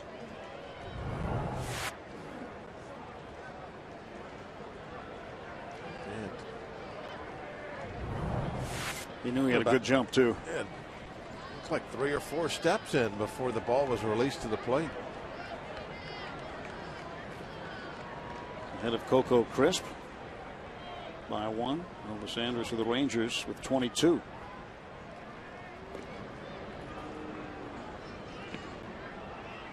Think about Ichiro with 19, and Ichiro's no real young gun anymore. No, that's just what I was thinking about. He still getting it done. Can you imagine what his numbers would have been if he would have started his career in the States? Would have been remarkable. What was his first 6 years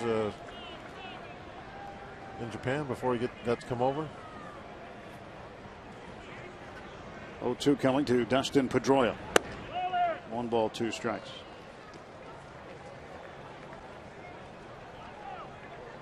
Yeah, the numbers that Ichiro's put up, you're looking at your first Japanese-born Hall of Famer. Oh, well, no doubt in my mind.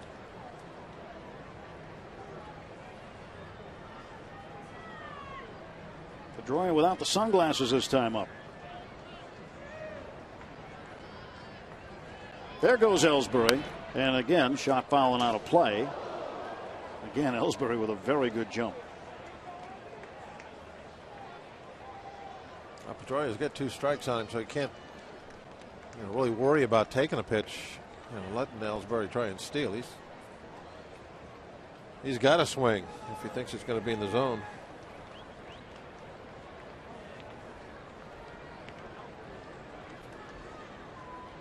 Got rid of the glasses, went with the eye black.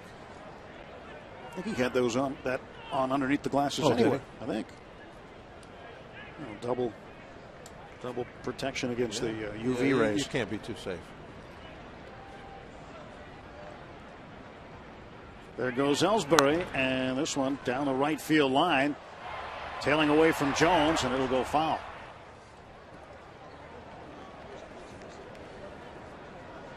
In case you missed it around baseball, some of the stories happening.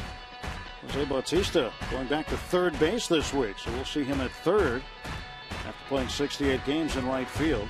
Davey Johnson, the new manager, take over the team tomorrow, so we'll see him also on the next road trip. Sparky Anderson's jersey number 11 retired by the Tigers, and Roy Halladay, a complete game today, 4 strikeouts against the A's. 3-1 Philadelphia win. 5th complete game of the season. And the Red Sox head to Philadelphia after this game. They'll have a day off there tomorrow and open up a series on Tuesday. Think there'll be a little interest in that series? Most likely. Two of the best teams in the game going at it head-to-head 3 straight days. Where are the Yankees going, though? They're the ones I'm going to be rooting for. You know, your new favorite team tied up Colorado, by the way, in the 7th. It's 4-4. 2-2 to Pedroia.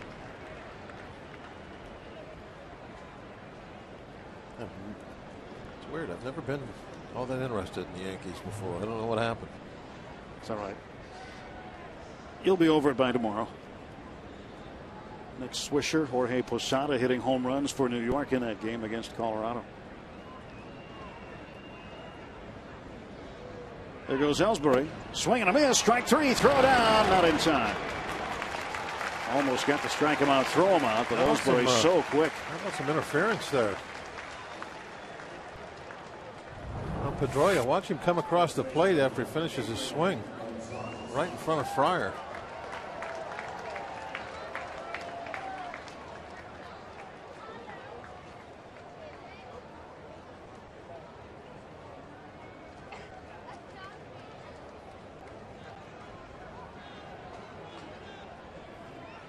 He tried to duck, I think. Yeah, that was no contact. I think you got to have some contact for him to make that call. 7-0, including the manager, who has called all the right shots today.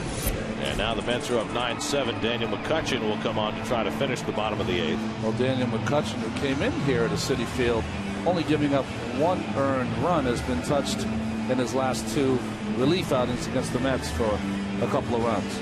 Now Jason Bay will try and add to this lead. Jason is 0 for 2 today. He's walked and been hit by a pitch. Murphy now at 3rd, Reyes at 2nd, and Beltran at 1st. 2 runs home here in the 8th inning.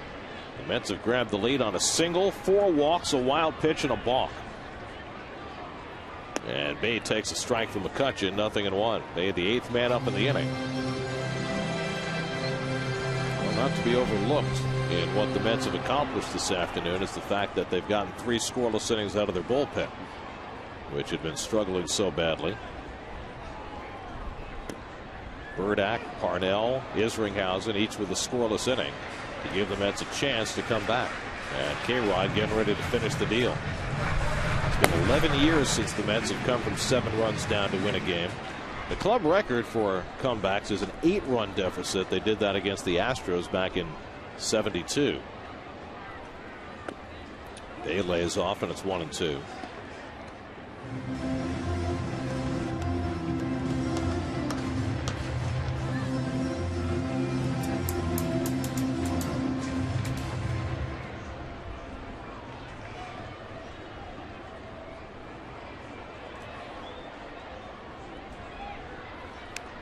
Bay fouls it off. You know, I was just looking at that shot of Terry Collins and thinking of something Terry said this morning.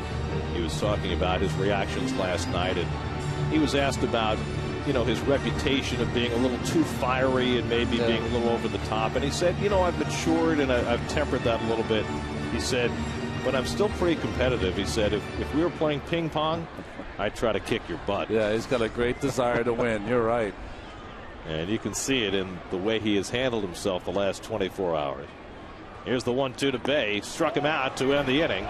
So McCutchen puts an end to it, but the Mets with a 2-run 8th inning against Jose Veras, who hurt himself with 4 walks, a balk, and a wild pitch. But it all started with a Ronnie Polino hit. The balk, the wild pitch, and the Mets lead 9-7 after 8. The dealers, visit mycincinnatihondadealer.com for current offers, and buy McDonald's of Greater Cincinnati.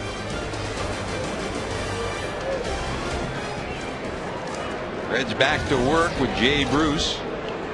Valentine and Tatum due up. Reds' opportunities have been few and far between. A single from Votto in the first, a walk to Bruce in the second, a 1-out double to Stubbs, and the Reds had 2 ground ball outs in the third to end that threat. A A walk to Roland in the 4th with 1 out, and then the leadoff double by Giannis in the 6th, but Reds couldn't even get him to 3rd. So get him on, get him over, get him in. Hasn't worked tonight for the Reds.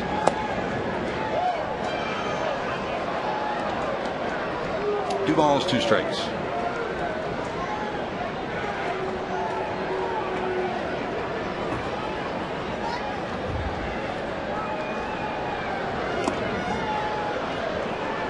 Fouled off but held on to by Domet. That's a strikeout of Jay. So he's 0 for 2 and a walk. And here comes Ballantine, who's 0 for 2.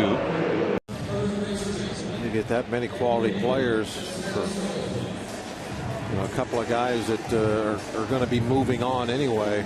That's what you hope for. Alan Craig moves to the on-deck circle, which would be Mitchell Boggs' spot. And Fernando Salas, who has been a closer this year for the Cardinals, getting loose. A strike to Descalso, who's bounced into a 6-4-3 double play. And he also singled in the 5th. Alan Craig has had tremendous numbers against the Pirates this year. That's pulled foul, 0-2, going back to Chris Carpenter, who made the start today for the Cardinals from 0-4 up until this season through 2010. 11-1 against the Pirates with a 2.12 ERA.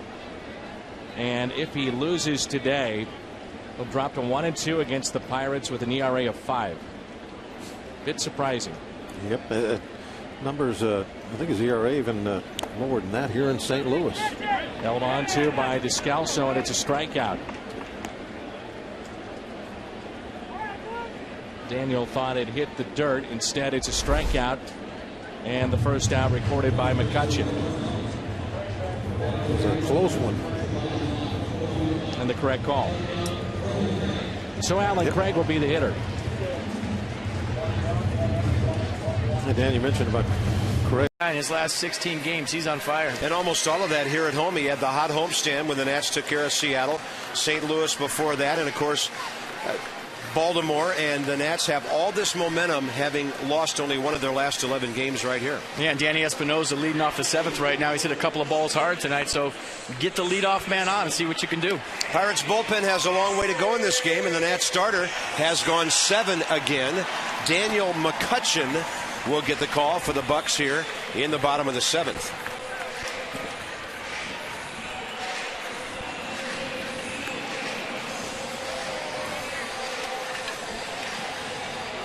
Tyler Clippard is the Nats' 8th inning guy. And the Nats have 7 innings or more out of Tom Gorzolani for the 2nd consecutive time and for the 4th time this year. Yeah, McCutchen, 2-seam fastball, 4-seam fastball. Curve and a change to go with. If the 2-seamer will go 88 to 93, the 4-seamer 90 to 95. Gorzolani, by the way, 95 pitches, 68 strikes, so that could be it for him. First pitch 90 inside corner for a strike.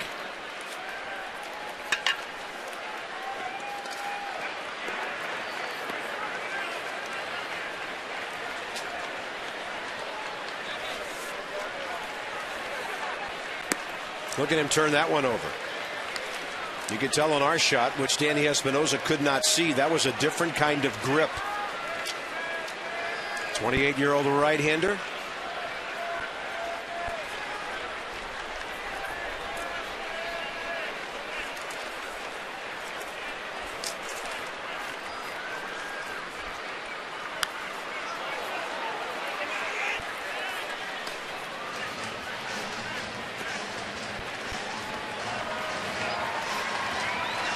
Danny tonight has lined out hard to third and flied out to left.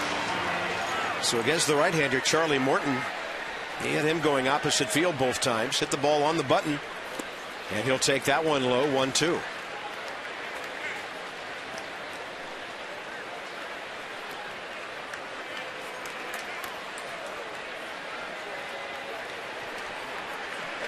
Wilson Ramos, Ian Desmond to follow here in the 7th.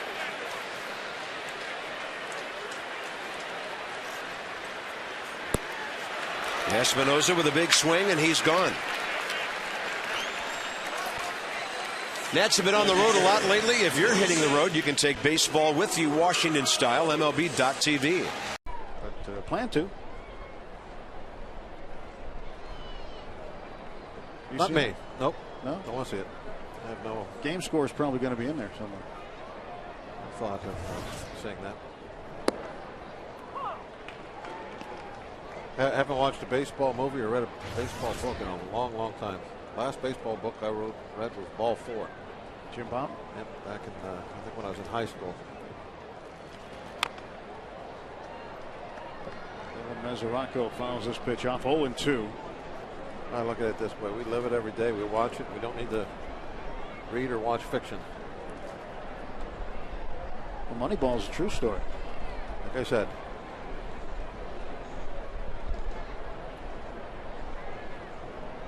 Oh-2 pitch. A swing and a miss. He strikes out. McHenry tags him. And Devin Mesoraco today is 1 for 4. Blowing kind of from left to right. Diori Hernandez will pinch hit rather than Brooks Conrad. Initially, Freddie Gonzalez had Brooks Conrad out on deck, and now he goes with Diori Hernandez with 2 outs.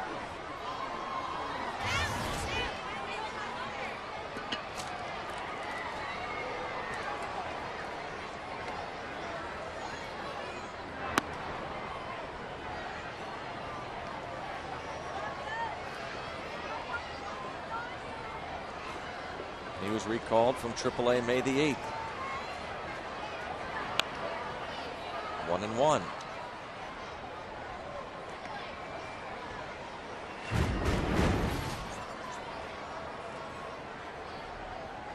McCutchen struck out 4 of the 7 batters he faced in those 2 scoreless innings on Sunday against Detroit.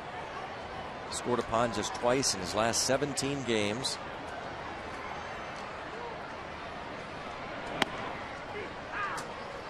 One and 2. 93 miles an hour with location.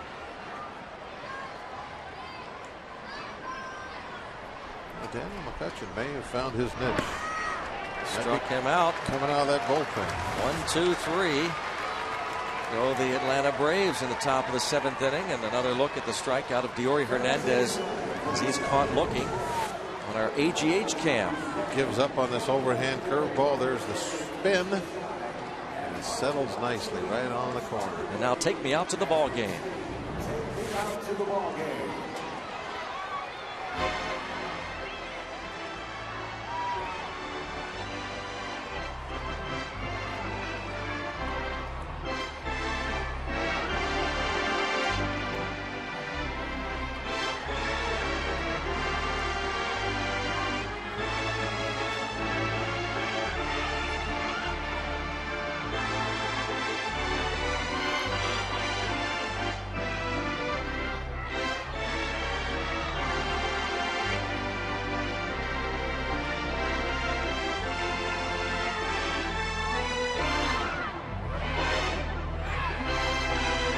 Come down to a ball game, that's nonsense. The Kroger meal deal. Top of the order for the Reds against Daniel McCutchen, who makes his major league debut today. Reds in front 3-2, and Stubbs a big reason why. A leadoff home run in the first inning, the first this year hit by a Red. And then he had a 1-out single, stole a base, and scored on a single by Sutton in the 3rd inning.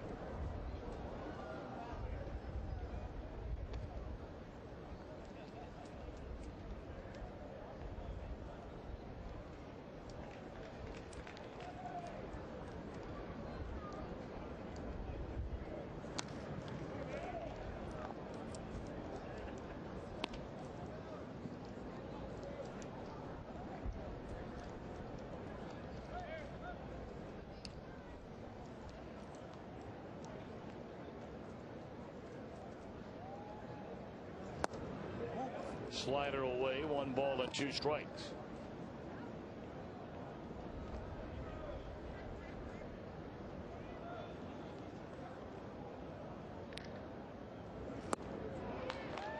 Sutton gone on strikes. That's number 3 of the day for Mr. McCutchen. Number 4, I beg your pardon. Well, tonight, bolster their outfield speed for their ballpark, PNC Park in Pittsburgh, and they've sure done that with McCutchen and Lasting's millage. So 1 out, runner still at second, and here's Brandon, struck out, bounced out 0 for 2.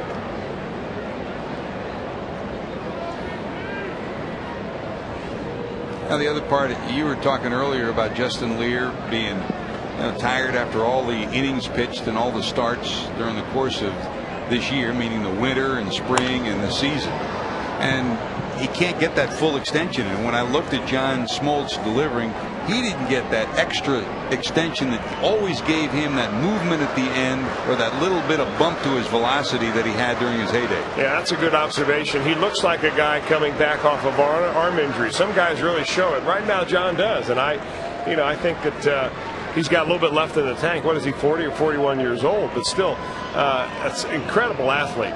But just not quite the ball coming out of his hand like it used to.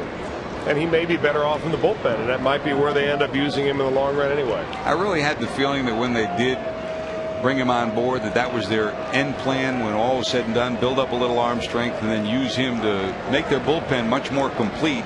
And we saw it even before he came to the National League. I mean, his velocity for the first 2 or 3 innings was measurably higher than in the last 4th and 5th inning, sometimes the 6th when he was in Boston. So if he knows he's going to have to go an inning or 2 at the most, his velocity will be better, and maybe that'll be a place where he could help the Cardinals in the postseason. And he actually pitched better than his numbers showed that night. The grand slam by Lance Nix was on an 0-2 pitch, a curveball that he threw 3 curveballs in a row, threw 2 real good ones.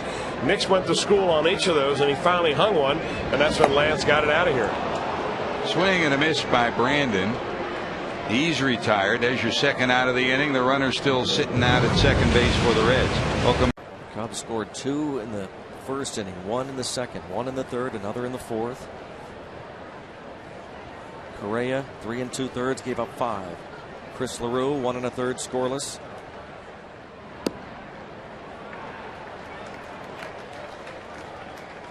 Strike on Pena.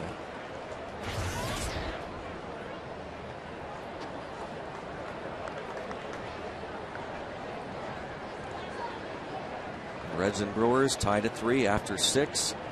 Arizona leads 5-1 at St. Louis in the bottom of the 6th.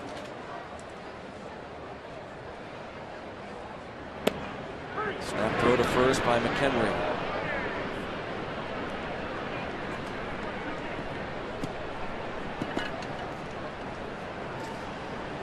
Can't blame that young man for feeling a little feisty. He likes to do that. He's shown in the time he's been with the Pirates that he will on occasion gun that ball down toward first, try and pick off a runner.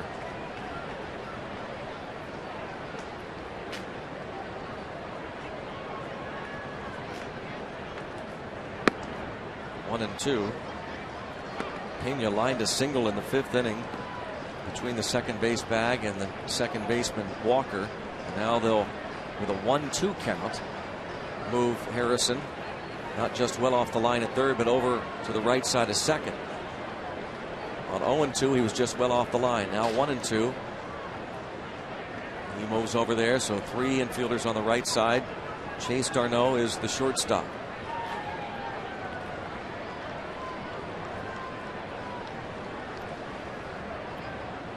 Pena had an opposite field single in the 3rd off Correa. Struck out in the 1st.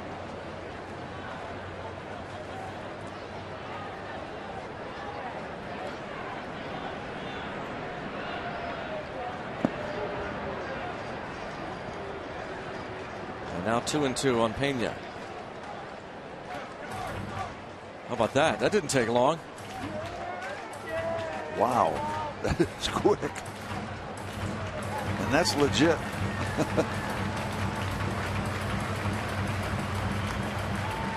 That's stuff. legit right there.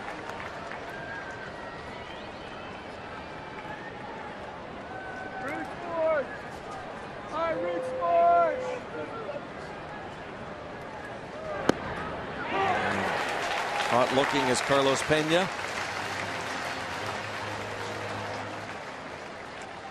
At left side. So some anxious moments here with Carlos Gomez. And don't look now, but Craig Counsell's starting to swing the bat much better. That's right. That was a nice piece of hitting. Able to dump one into center field and almost was able to get his RBI.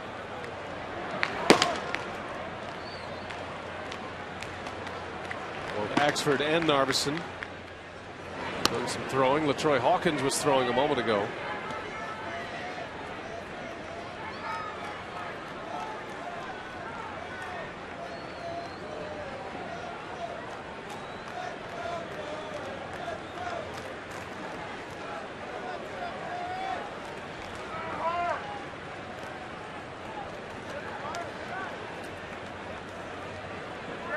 I'm still thinking about the Dan Johnson home run.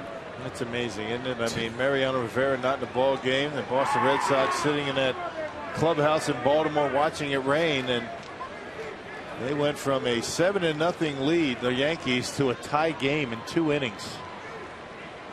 7-0, bottom of the 8th. Rays score 7 unanswered. They're still batting. They have the winning run aboard. No Mariano Rivera. Scott Proctor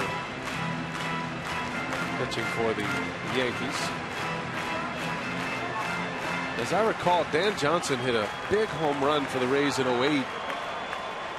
Part of that World Series run for Joe Madden's Rays. He did it against Boston.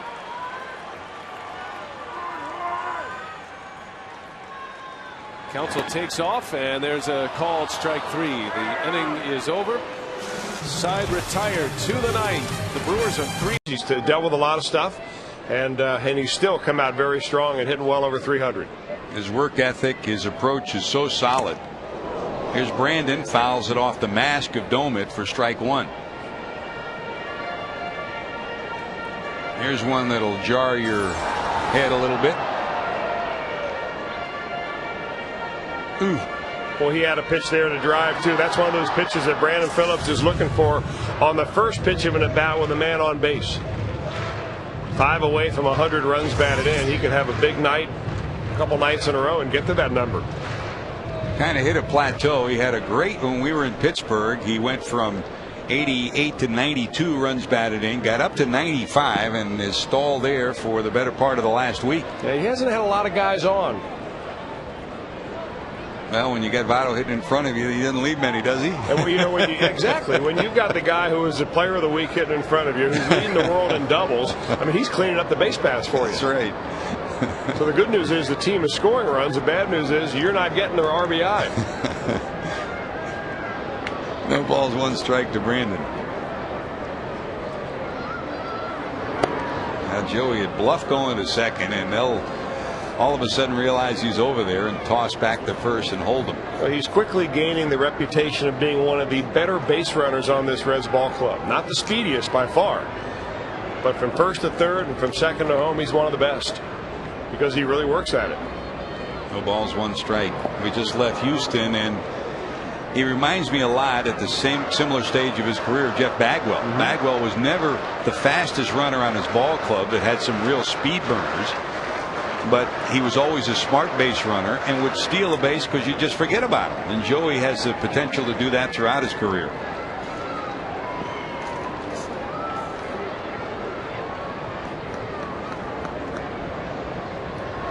You know, he must know when Daniel McCutchen's coming over, because he'll take a lead and then he'll shorten his lead by a full stride, and then McCutchen throws at first base. He wasn't more than a step off the bag that time. I think that Votto's got the signs coming out of that Pirate dugout. He just knows Joe Kerrigan. That's down low. Joe will throw over there a lot. All the pitches and throwovers called by Joe Kerrigan on the bench, the pitching coach for this Bucco team.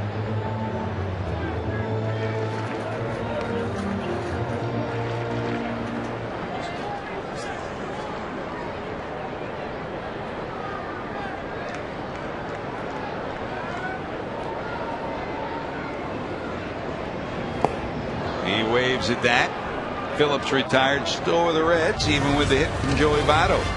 To the second we go. Millage will lead it off. Phillips back to second.